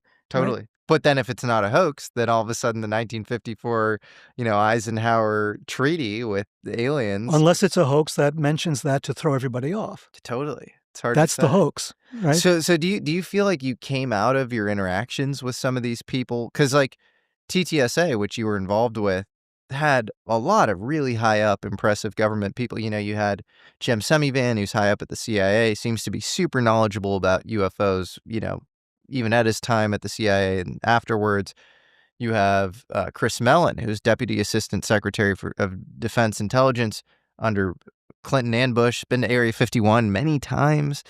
You have Hal Puthoff, of course, who's, Institute of Advanced Study out here in Austin, who just seems to know, like, every time you run into a new scientific accomplishment in Right, the UFO field, it's like he's already there. right. So you have all these guys who are a part of this thing, and And you're a part, I've met all of them. Yeah. and you've met all of them. So yeah, you're a part of it as well. And so do you feel like you have a sense of what's going on after that experience? I had a meeting here in Austin, Okay. a couple of years ago. Well, must be longer than that now. With Tom DeLonge, Yeah. Chris Mellon, Hal Puthoff, Jacques Vallée, all in the same room. For me, it was a thrill because I had never met Hal or Jacques before, and I had written about them Yeah. in various places, but never actually sat in the same room. And Chris Mellon, right, who I met for the first time, and we sat. We spent the entire day here with masses of documents and papers and stuff. And Tom was trying to get. We had a conference room arranged, and all of us were trying to figure out what the hell was going on with the UFO thing. And we have all these guys here together to brainstorm this, right? Try brainstorming this with three guys who have NDAs and security clearances up the ass, and they cannot talk to you about anything, right? Yeah. So now you're in a room with them, and you're trying to wheedle out of them Yeah. something. You gotta like read their eyes or Yeah, whatever. exactly. You're trying to look at body language. I Your mean, it's like, body language. Yeah. what are we doing here, right? Yeah. Yeah. And so we're trying our best, but they're all very, and we would get close to something and we get some good information. I would write scribbling like mad. I have all those notes, right? Just scribbling on the notes of this thing. What are we talking about? What is this? Even some, just little bits and pieces of extraneous information might be valuable. So I write that down. What color paper was it? I write that down.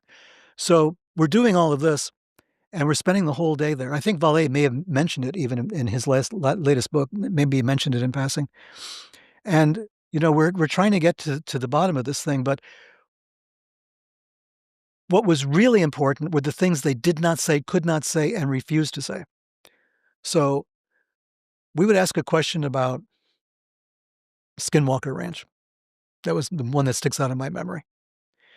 We asked about something concerning Skinwalker Ranch and an appearance at Skinwalker Ranch and the equipment that was there picking up the stuff, right? I think John Alexander writes about these things peripherally and other people do. We asked about it. They all got silent. They suddenly all stopped talking. Chris, Hal, Jacques said nothing. And then Hal finally looked around and said, Well, we'd need a skiff for this one. And that was all he had to say. Skinwalker. For Skinwalker. Why? And he wouldn't say. There's Nobody a would say. TV show, for God's sakes, on the History Channel. Yeah.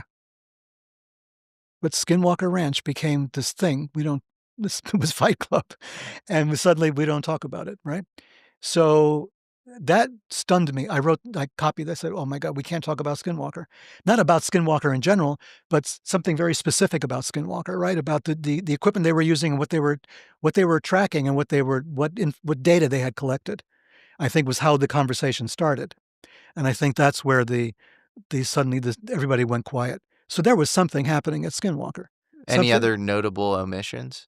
Nothing particularly unnotable. We would try to ask blatant questions like, how many captured, spacecraft do you have? How many saucers are there? So they would just sort of look and shrug and kind of, not answer it. And then like we were not being serious or something. We tried another attack. We tried another attack. We spent the whole day. We had lunch. We kept on going. We spent the whole day here in Austin doing exactly that and getting basically not very close, except maybe for the impression that we all got, that Tom and I definitely got, and I think the impression they wanted us to get, was that this was serious business. This was not like idle curiosity on the part of the people in government or industry who were involved in this.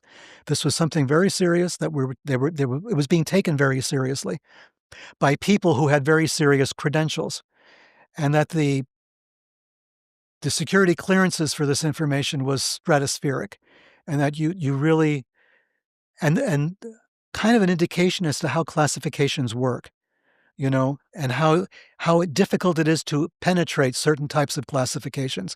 Like we're kind of think there's secret, there's top secret, not much else, but there's a lot of gray areas, right? And a lot of abuse of the classification system as well.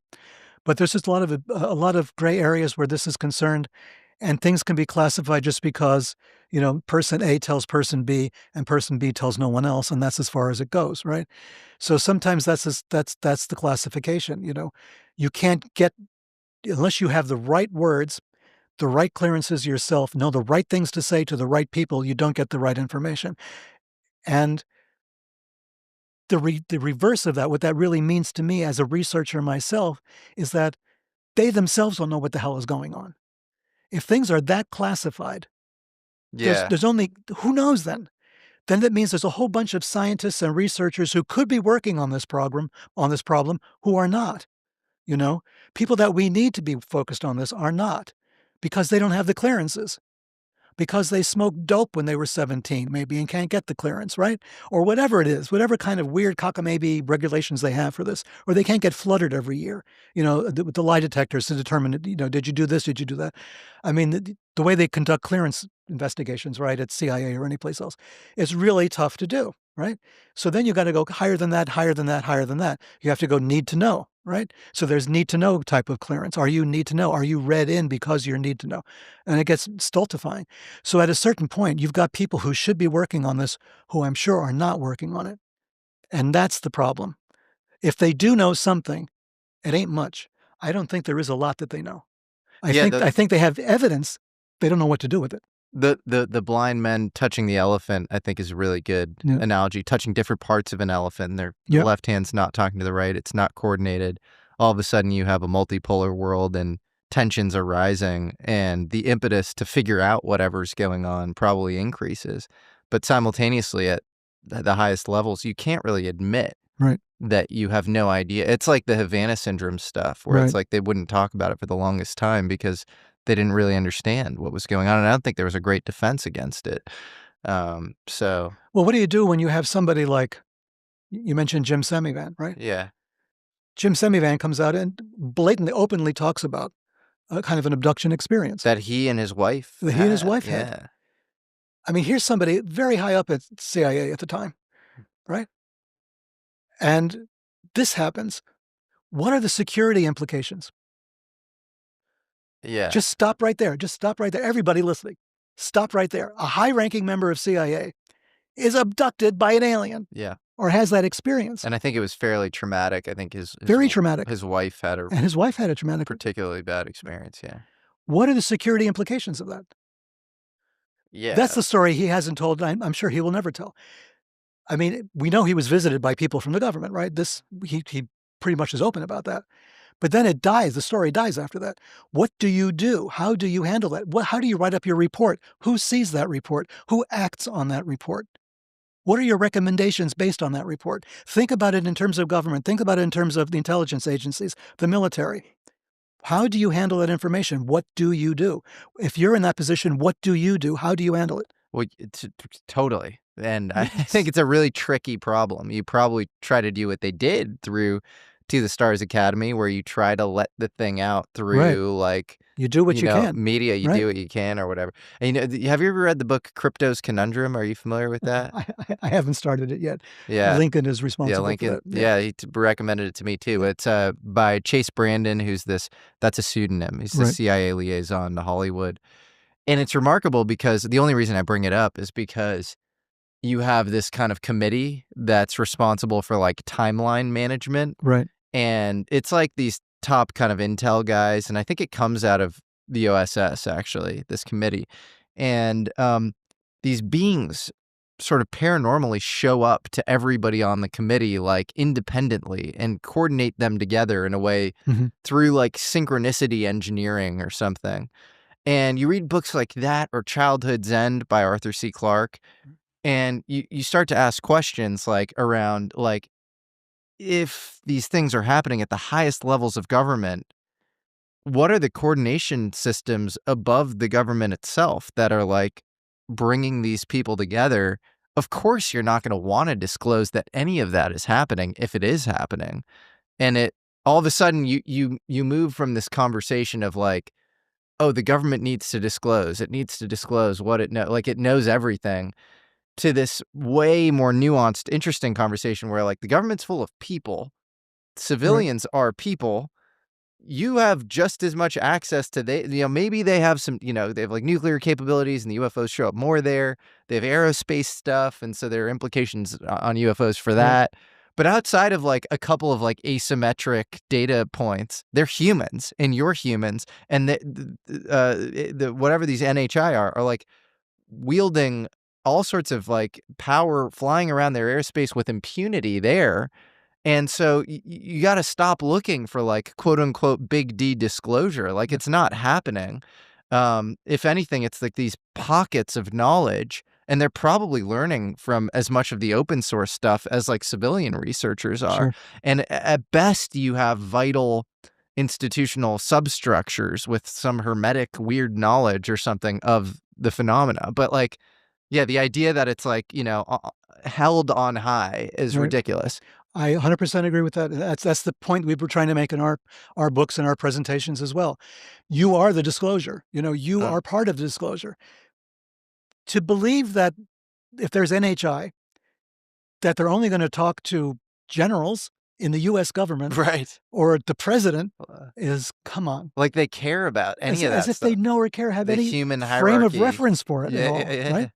Why would they? They're attracted to all the troop movements Hmm. for obvious reasons. Weird shit's going on. Let's take a look, right? Yeah, it seems like they're attracted to that, and then it seems like they're attracted to people who achieve peak states of Exactly. consciousness, and you Also, have people like Bledsoe and stuff where, like, I believe a lot of these stories. And so but I think they're thinking about criteria that are not the human criteria of status and achievement, you that's know? that's the point we make in our books. We stop looking for this anthropomorphizing of the alien, right? Mm. We're giving them human qualities and human ideas. We think of course they'll want to talk to the president. Why? Yeah, yeah, Right? yeah. And of course there's a contract. How is there a contract? Yeah. We can't even discuss among ourselves and understand what we're talking about. How are we talking to an alien? You know how hard it is to translate to Chinese a business contract? Yeah. I mean, we can't solve that problem yet, right? Yeah. There's all kinds of vagueness in between all of our languages. We're not comfortable with it. We're not comfortable with each other's, skin color for crying out loud. We're still fighting those fights after all these years. What if an NHI shows up? It's They an don't care. Suddenly all of our problems, that famous book, The Bell Curve, they try to show, different kinds of racial characteristics. This race is better than this race or something. Yeah, in the face of the alien, the curve is flat. We're all pretty much in the same boat, right? The alien is something other. That's the whole definition of this, right? It's not human. So it doesn't care. It doesn't care about your politics. It doesn't care about your organizations. It doesn't care about your belief systems. It cares about none of that. None of that. It doesn't care about your language. None of that is relevant, right? So on that note, are aliens related to biblical conceptions of angels and demons? Because I agree with you. Like, I think these conversations are really hard to have if you're just a human Sure. being. And it's funny to see, like, you'll see Sean Ryan go on Tucker Carlson and the UFO thing will come up and Yeah. Sean Ryan will go, I think it's spiritual. And then like Right. Tucker Carlson was like, I think it's spiritual too. Right. Yeah. And it's just like they're force fitting. And then you ask them one more question, right? What's an angel and what's a demon? They'll have no idea what these things are. And there are, thinkers, historical religious thinkers, like, Lincoln likes to bring up Iamblichus, there's Right. some others with, St. Thomas Aquinas with taxonomies, Sure. hierarchies of Yeah. angels and demons. Do you think what people experience today in the form of quote unquote extraterrestrial visitation are actually the angels and demons from the Bible? Can you define your terms, please? I don't know what I'm talking about. Okay. Basically, there are very few angels Yeah. and very few demons in the Bible. That's a misconception, right? We think it's full of angels and demons, and actually it's not. Well, what about that book on principalities and you know what I'm talking about? We think we know what that word means, but as we find with biblical scholarship, we really don't. Like cherubim, right? We think we know what that means, right? And we have the English word cherub, which has no relationship at all, right, to the original term. So it's been bowdlerized a great deal. The cherubim were actually beings, right, that had wings, and they might have been quasi-spiritual. Calling them angels might have been a bit of a misnomer. The 7 ranks of angels came later, seraphim, cherubim, et cetera, angels, archangels, and all the rest. That's like a later development, right? But in terms of purely biblical origins, I don't think we have much in the way. The devil really doesn't show up, The adversary shows up Well, in the book for of the Job, book of the Job. devil shows up, yeah. But we call that the devil, but that's not really his role. He was really a lawyer for the prosecution, right? In God's court, saying, I can prove that this guy is, not reliable. Is Lucifer not the most luminous, like God's favorite angel who then sort of, According to later texts, right, Okay. Lucifer means the light, the one who bears light, the light-bearing one. Yeah.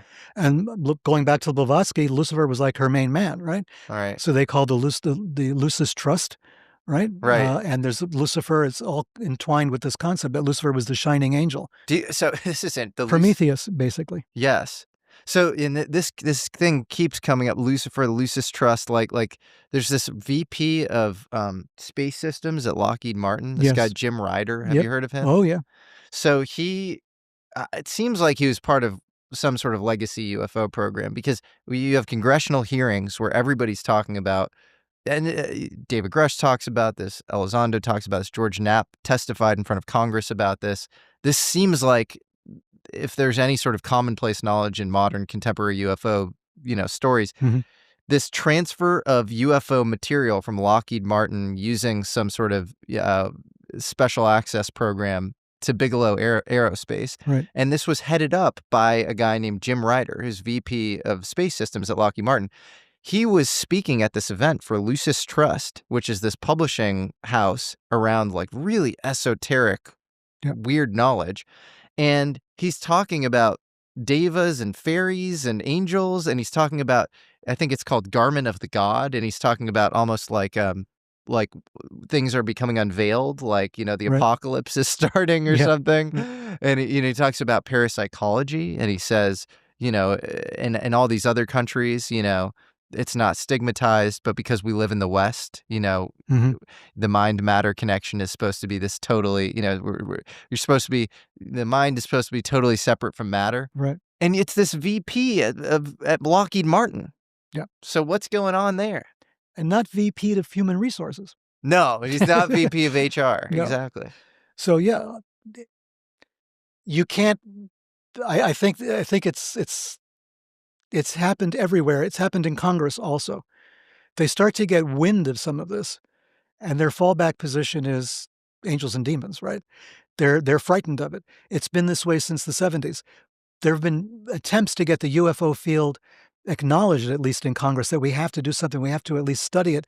And it's been blocked by groups who felt that God does not want us to do this. This is in Congress. This is why I wrote Sinister Forces, right? Because every time I turn around, we think we're getting close to something, and a bunch of religious fanatics come out of the woodwork and say, "No, you can't look at that. That's off. So We can't do this." there's this rumor of the Collins Elite, this like Yeah, evangelical Christian group that yeah. does this. Do you know anything about them? Because they're written about by Nick Nick Redfern, Redfern, yeah, of course. but I don't know how real it is. Yeah, this is the problem with these groups. It's like you it's like trying to come up with, do they have meetings and they have membership cards? I think it's a question of people forming informal groups in Congress, in the military, in intelligence, to put a religious spin on this and to promote a religious agenda at the expense of the scientific one. I was appalled a couple of years ago to hear how the Air Force Academy in Colorado was training, their people in religious studies, right? And a very sort of narrow view of religious studies. They wanted people to understand that these are our enemies and these are the good guys and all the rest of it.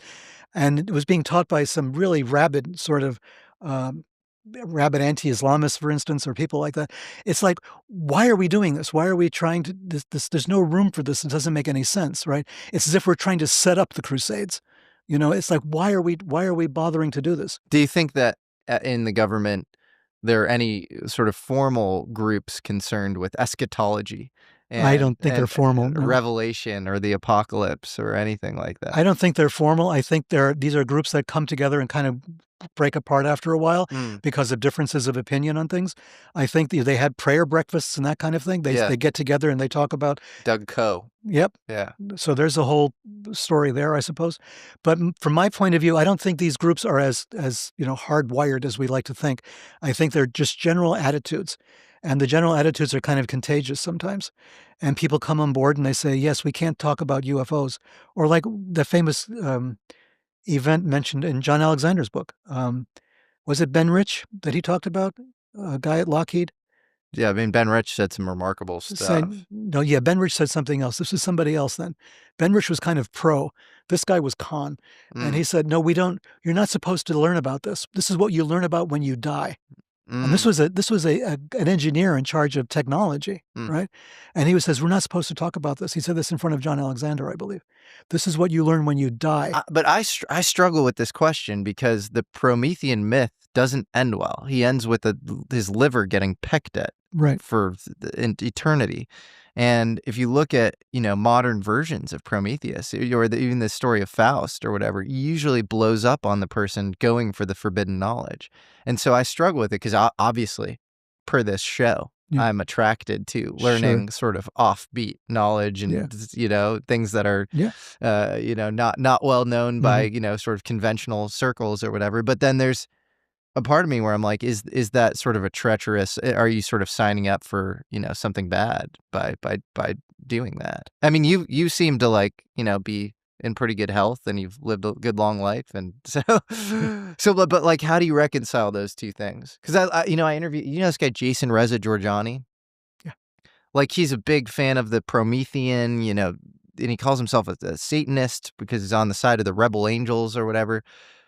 But I found him to be extremely intellectually generative, but I disagreed with him on the most fundamental stuff. Like I do believe in good and bad, and I kind of believe in the Faust version of all of this stuff. So where does that leave us? Well, I watched some of the Giorgiani episode because I was, I know about Giorgiani from before, and I wondered what he was going to say in this context, and he kind of lived up to my expectations. I don't want to say anything negative about people you've had on, obviously, but I do disagree with Giorgiani's basic premises. I'm not a traditionalist, and I think that's where the danger comes in. That's the back door to all of this, is traditionalism.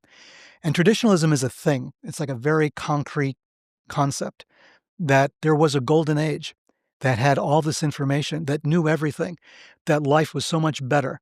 And we have to get back to that golden age. We have to, because this age sucks, therefore the golden age was better. And I think Giorgiani, from everything I've heard and what he's read about, what he's written, what he's talked about, seems to me to be firmly in the traditionalist camp. I have a big problem with traditionalism. Like a lot of people are traditionalists in this field. René Guénon is a very famous, person who started all of this, and you have Julius Evola, who famously was a Nazi. and remained so to the end of his days. You have a lot of these people who were I thought was he a Nazi? He was a fascist in, yeah, Italy, he was very but fascist, then yeah. he was I thought he was arrested by the Nazis, and then they were like, "Are you a fascist?" And he said, "I'm a super fascist," or Yeah. something. No, he stayed with the SS till the end of the war. Oh, interesting, He had okay. access to their libraries, and they let him have it. Okay, yeah. And He's so a he did that, and then after the war, he was proud of his background with the SS. Oh, He wow, talked wow, about it. He wow. was part of the underground sort of Hitler thing that was going Oh, on, I so didn't know that, okay. yeah, but anyway, so this is traditionalism to me. This is Yeah. like, we're gonna go back to that golden age where everybody knew their place, you know? And my question always has been to the traditionalists, what happened then? If it was such a great golden age and you had all the answers, what happened? Why are we here now? Yeah. And there's no real answer for that. They blame, again, other people. Well, it's often like Guénon and Evola would base their thinking off of Eastern thought, actually, in Right. the Yuga periods, and the Kali Yuga is the current period, and so you get this decline of, Western civilization. But But then what do you do about that? the prior Yugas, you would live to like, Yeah. 1,000 years, and you So had all why are this we talking about advanced the pri do technology. you see my point is, why are we even talking about it? We have no control over the Kali Yuga, if that's in fact Sure. what's going But on. yeah, well, he wrote a book, Evola, called Ride the Tiger, which Right. is like all, you gotta like ride Yes. modernity, and Right. like, I mean, the whole thing, it's like there are all these logical fallacies in it, but Uh, it's very, that's the it's problem, interesting. right? That's when ideology gets involved and it gets really messy, but from my point of view, the traditionalists don't have an answer to that fundamental question, Yeah. and not everybody would consider those ages golden ages. There are a lot of people who suffered under those regimes Mm. because these were regimes for elitists. These were elite regimes. They did well, right, when everybody else suffered. And so I don't want to go back to any of those golden ages. I think that the knowledge that they had, that we're always mooning about and saying how great it was, we already have it. It's all around us. We've got it in our hands. We don't know how to use it. We don't know how to look at it. We're too divided in so many different ways, culturally, academically, linguistically, even politically, certainly. All of these things are there to make everything very messy. But the knowledge is there. It's never gone away. It's always been there. It's always been accessible. I don't want to go to a golden age. I want to go towards a golden age if possible, right? I think that is possible. But I think it's going to take some work, and it's going to take individuals coming to terms with the fact that all of these ideologies are not very useful. There is a new age possible, because we see it in ourselves as individuals. We know we can make our individual understandings better, our individual lives better. It's just that guy next door who's a pain in the ass, right? Totally. Well, you know that there's a Soren Kierkegaard quote that I think it's like, life is not a question to be answered, but a reality to be experienced. Right, And I feel like maybe the hubris of UFO, quote unquote, research or right. esoteric research Yeah. is that it is a question to be answered. You're Right. looking for some Archimedean point of That revelation. suddenly we'll You know. see the Ark of the Right. Covenant, and boom, you have all knowledge, and it's inside your brain, and you're upgraded or whatever, and you have the special power. And that just I don't know. That seems like a sort of fallacy. It Like is. it's you think it is a It is a fallacy? fallacy. Okay. I Well, think we are yeah. in the process. We're in a constant process of discovery, Hmm. right? There is no one discovery to be made that's going to settle everything. So then, what is the role of curiosity? Like, if both you and I are taking these sort of quests where we're Right. trying to find like all this like interesting offbeat knowledge or whatever, Sure.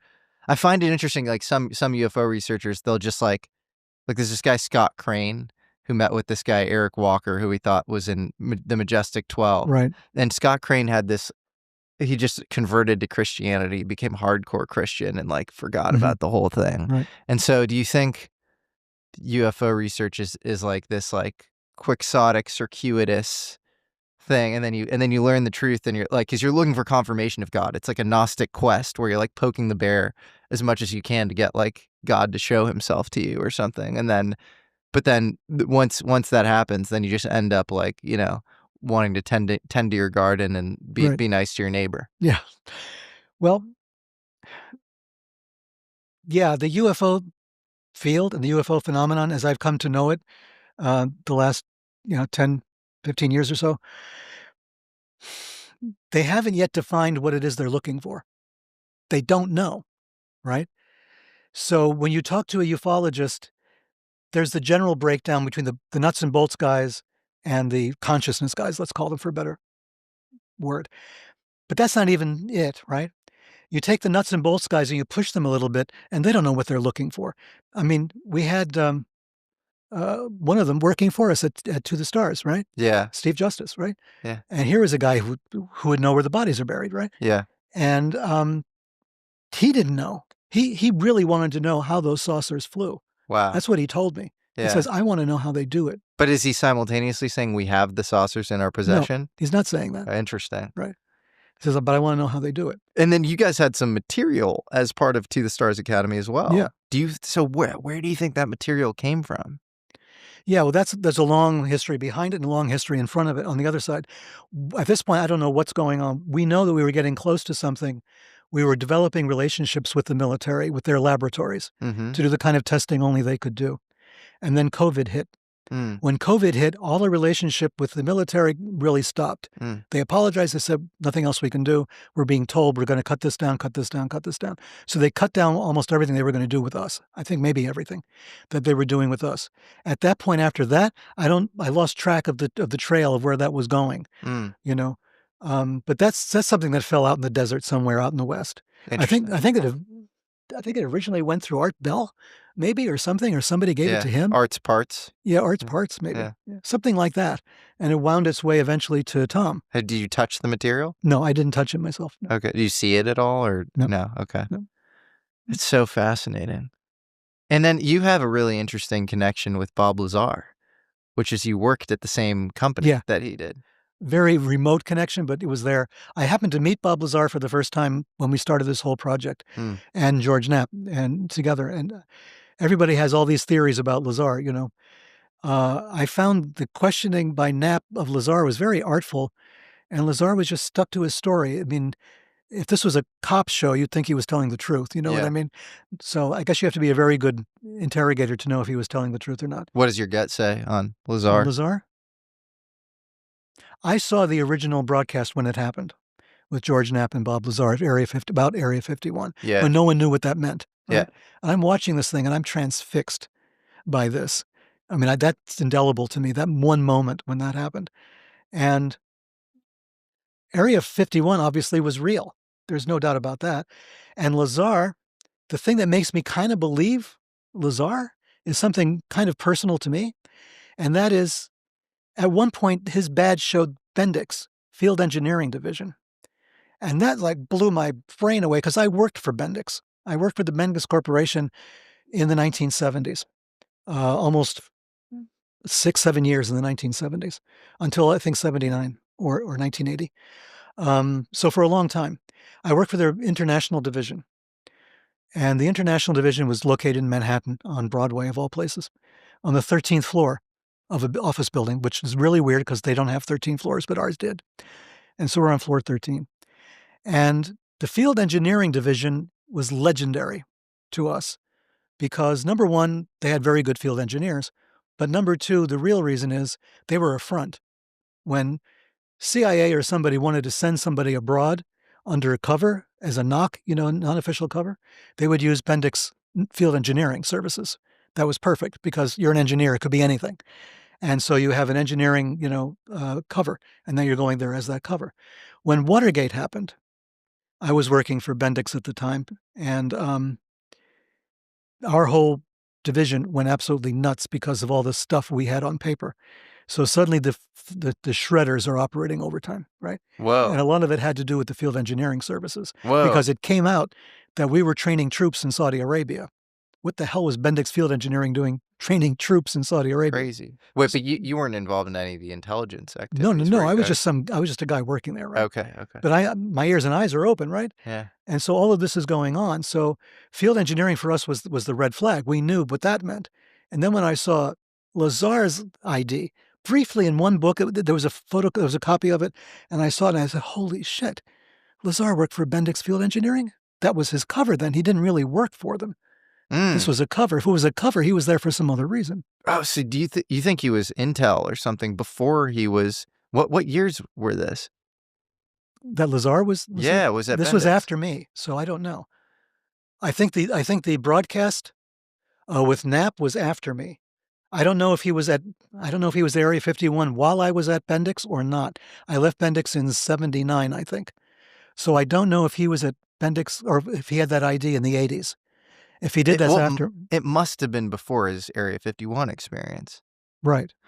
But that's a huge data point. If you're saying that being a field engineering officer as part of Bendix is often, not always, associated with intelligence, right?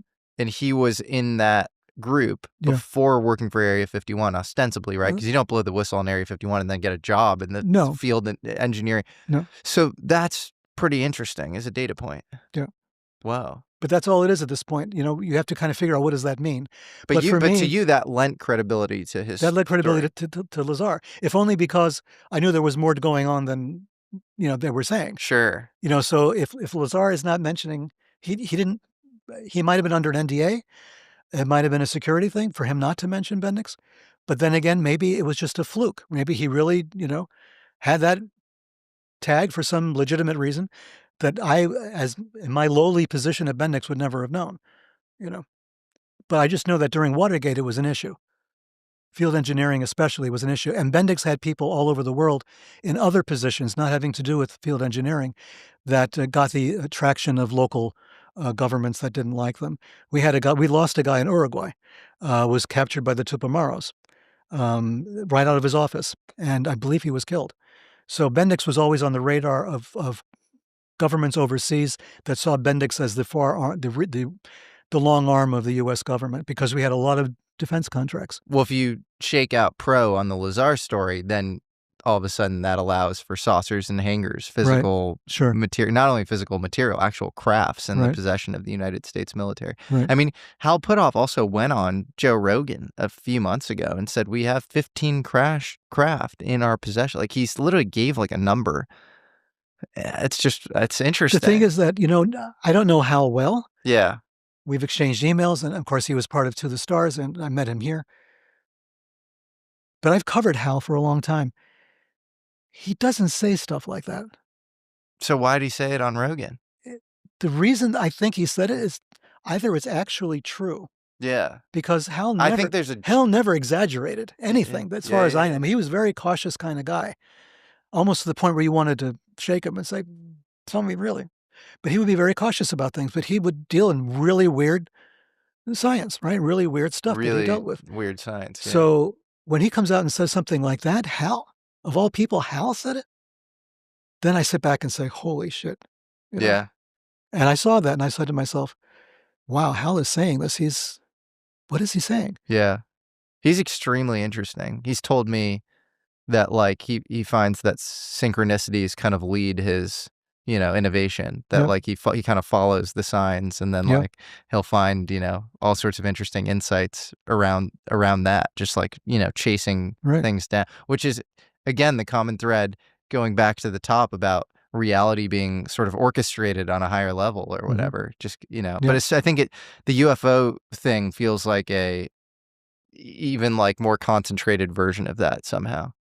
I think the UFO thing is the big piece of evidence that leads us into all these directions. I think the UFO phenomenon is there for that reason. You know, it's there to say, look, open your freaking eyes and look, right? Maybe it's a ghost. Maybe I'm a ghost, right? Maybe I'm a demon. Maybe I'm an angel. Maybe I'm an alien. I'm something, but I'm something. I'm there. I'm having an interaction with you. What does that mean? That's why we in the To the Stars books, in Secret Machines, we kind of emphasize this aspect, is that open your eyes and look. This means something. The consciousness aspect, people say, well, is that really the most important part? It's the only part. Yeah. It's how we're reacting to this. Yeah. Our entire society now is reacting to this information in a certain way. People are saying, no, it's crazy. No, it's nonsense. People are saying it's angels, it's demons, it's space aliens, it's from another dimension, whatever. We're throwing everything at the wall to see what sticks. But it's something there. There's a wall there. And it's inviting us to throw stuff at it. What is that wall, you know? And if we only talk to ourselves, we're never going to get there. We've got to talk to that shaman on the Orinoco River to find out what that is too. We've got to talk to everybody because the input is important. The language is important. They're using different words to describe these things, right? They're using different words to describe what they saw in Brazil. They're using different concepts. What they saw at the Ariel and in Africa, right? The kids are seeing things, and even the kids, their stories don't match all the time, right? They're seeing little things, big things. They're talking about different sizes and shapes. That's data. That's not, we don't discard that, well, they're just kids. It's data because it matches the data that adults are seeing all the time, right? If you had to extend a message to a young person watching this or listening to this right now, and they're hearing this, and their brain is, being sort of scrambled Yeah. by, like, Sorry about this. yeah, history is not what you think, Yeah. there's all these interesting facts around the JFK assassination, government and their knowledge of UFOs, forbidden texts, everything we've just discussed. Yeah. How would you advise they kind of incorporate or integrate some of these things into their worldview in kind of a productive way, a healthy way? Number one, I'd look for what you can prove. And that starts from the basic things like, did so and so really say that? Right? So you find where that person said that. And I know in this day and age of artificial intelligence, it's becoming harder and harder. But you can look at documents, look at the stuff that's released. That's open source. That's already there. Harry Reid was once asked by a journalist, what do you recommend? How do we start the study of the UFO? Where do we begin? And Harry Reid says, what are you talking about? It's already there. All the information is there. You've got it already. It's already in print. All you have to do is read it. All you have to do is look. The information is there already. Yeah. We have so many biases in our brains that we're blocking certain information from being understood. So look at everything, right? Look at the sane stuff, right? First, look at the documents, look at the stuff that's released by FBI or CIA or the Defense Department. You can sort of start from there because everybody's going to kind of agree on the facts that this letter was written by this guy at this time. That you can kind of base the beginning on. And then you go from there, right? Somebody says something, somebody interprets this document a certain way. Can they be trusted? Is their interpretation sound? Does it make sense? Always start from the does it make sense part because you're going to lose that pretty early on. But in the beginning, at least things will start to make sense or they will seem to make sense. And then soon they'll start not to make sense anymore. When they start not to make sense, when you start to hear contradictory things coming from different places, it's really good to maintain a sense of humor about it. Don't take it too seriously. Don't take the completely combating positions, the positions at opposite ends. Don't take it as written in stone. These are also malleable positions. They can be changed, right? The person expressing them so vehemently today may give up and say, tomorrow I was wrong. It's possible. So don't put too much emphasis on it, but read it, understand it, listen to it, try to figure out, do any of these points of view make sense? Or do I need to take 2 of these and 3 of those, right? Do I need to put them together in a different way to get at the truth? Don't invest, I would say, your soul into this so much at first, right? You're going to be really attracted on a soul basis. It's going to be fascinating. It's emotionally attractive because it's talking about weird stuff. And there's a lot of movies out, that really harp on all of this and sort of expand on these possibilities. They're all kind of valuable. They're entertaining. They're not telling you the truth necessarily, not the way you think they are. They could be telling you the truth in a different way. It needs analysis. If you're a film school student, you know what I'm talking about, right? You'll watch a film and you'll sort of break it down and I was going to say deconstruct it. I don't know if that's popular anymore, but you're going to take it apart in pieces. You're going to look at it and say, what was really being said here, right? What's happening over there? It doesn't mean you have to look at David Lynch for 24 hours a day. I feel for you. I do that. Okay. Look what it's done to me. But that's an obvious way too. Lynch has something to say about all of this, very much so. Lynch is an open door to a lot of what's going on in this community. It's just he never really went out so much and said that. But his route was transcendental meditation, right? TM formed his way of approaching this, and look what he came up with. So there's a way you might want to copy, something like that, something relatively benign, such as transcendental meditation or something like that, to give yourself a kind of grounding in this. Because what's going to happen? You're going to become intellectually infatuated by a subject, but your emotions will be a mess. And your spiritual self, let's call it, is left holding the bag. What you have to do is kind of integrate these things because when you step back from a subject, when you sleep on it, revelations happen. When you step away from it for a while, you go take a walk, and that walk could be for a couple of hours or a couple of years. You come back to it later, suddenly you see it in a whole new light. You have more information, you have more things to bring to the table, because now you have human experience as well. You have your experience with the world, and now you can look at things a bit more clearly, with a bit more nuance, and try to deconstruct a situation that way. I found that's helped me a lot. It's helped me in dealing with people, because people lie to you all the time, right? And they do it sometimes unconsciously. They do it without knowing they're lying. They're telling you untruths that they think are truths. But because they're so believable, you believe them. And that's also a problem. Is their truth really truth? I know it's getting really philosophical at this point. No, it's great. We're losing our way here a Well, little bit. I'll give you my final question, Okay. which is no, and that was all really sage advice and well said, in my opinion, and things I grapple with, being in the topic where I'm still incorporating stuff that I'm like, Mhm. I don't know if this is true. This is, Yeah. and things Oh, mess with yeah. your mind all the time. But what about somebody contemplating getting into some of these celestial ascent practices that you write about, like if you're Sure. interested in Merkavah or Kabbalah, and you hear that, like, it's not something that you should necessarily seek out, it should Yeah. seek you. So, but maybe you're starting to get signs that, like, this is something that is for you. What do you do at that point? Well, there's a couple of things. It depends on your own background. Like, for instance, if you come from I would say a very, not strict necessarily, but a conventional Jewish background, Merkavah mysticism is one of those systems, right? You may find it culturally easier to understand, although the strictures against you doing it by Jewish authorities is very strong. No one will recommend it to you. No rabbi will say, "Hey, you should try celestial ascent. Try Merkabah, stuff." No, they're not going to tell you that. So you have to understand that that's going to be a problem. But you may find that some of the technology, some of the wording, some of the ideas are more compatible, right? That's just a cultural thing. If you're Chinese, obviously, there's Shangqing Taoism. The texts are available in Chinese and in English as well, many of them, for what they are worth for you. Um, but there's not many teachers left. There are a few, mostly on Taiwan. There's a lot of Taiwan pace of you things going on. The steps, the famous meditation steps that they use to bring them into that state of consciousness. You'll find that being practiced in some of the Taoist temples there. Not so much in China itself, although the Taoist monasteries are still there. But that's like broad cultural things. So if you're just like the average person with no particular cultural baggage, how would you start it? There are different meditation practices. There's, you know, yogic practices that could lead in that direction. The problem is you're going to be involving yourself with teachers, with gurus, with people who might make things as difficult as possible for you to get to that point, right? That's their job in some cases.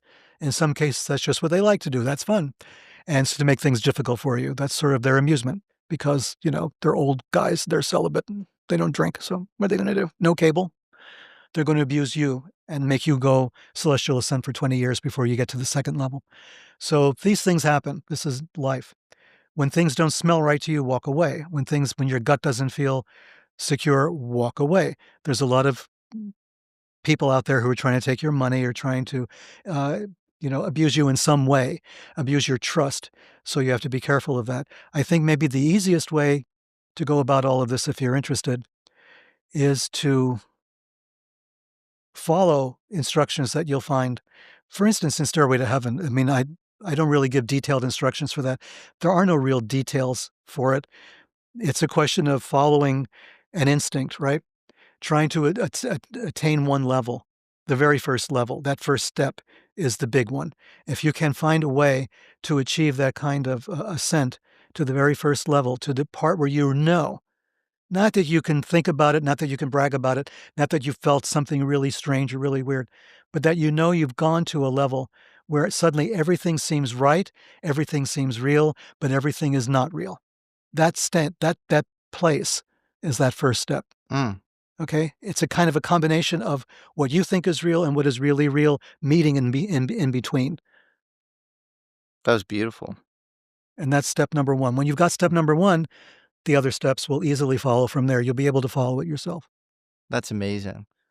Well, Peter Lavenda, this has been a pleasure. I really appreciate it. I think you're super knowledgeable about all these disparate topics, and you connect them in a very unique way. And so I'm grateful to do this with you. You've also led just a fascinating life that stranger than fiction, to be honest. And so thank you for being here. Thank you for inviting me. It was a great conversation, the longest I think I've had. That's awesome. Cool. And thanks to Lincoln for bringing this together as Thank you well. to Lincoln Miller for setting this all up. Yeah. Sweet. Alchemists, did you enjoy that? Well, here's the thing. That episode was just the tip of the iceberg. If you want the full picture, head over to the American Alchemy magazine we just launched on Substack. That's where we deep dive into all sorts of crazy topics that we don't have time to fit into every video, with weekly articles exploring all of the strange, forgotten, and conspiratorial corners of space, history, and high weirdness. So join up today at our free or paid tiers on Substack. I am including the full link in the description of this video.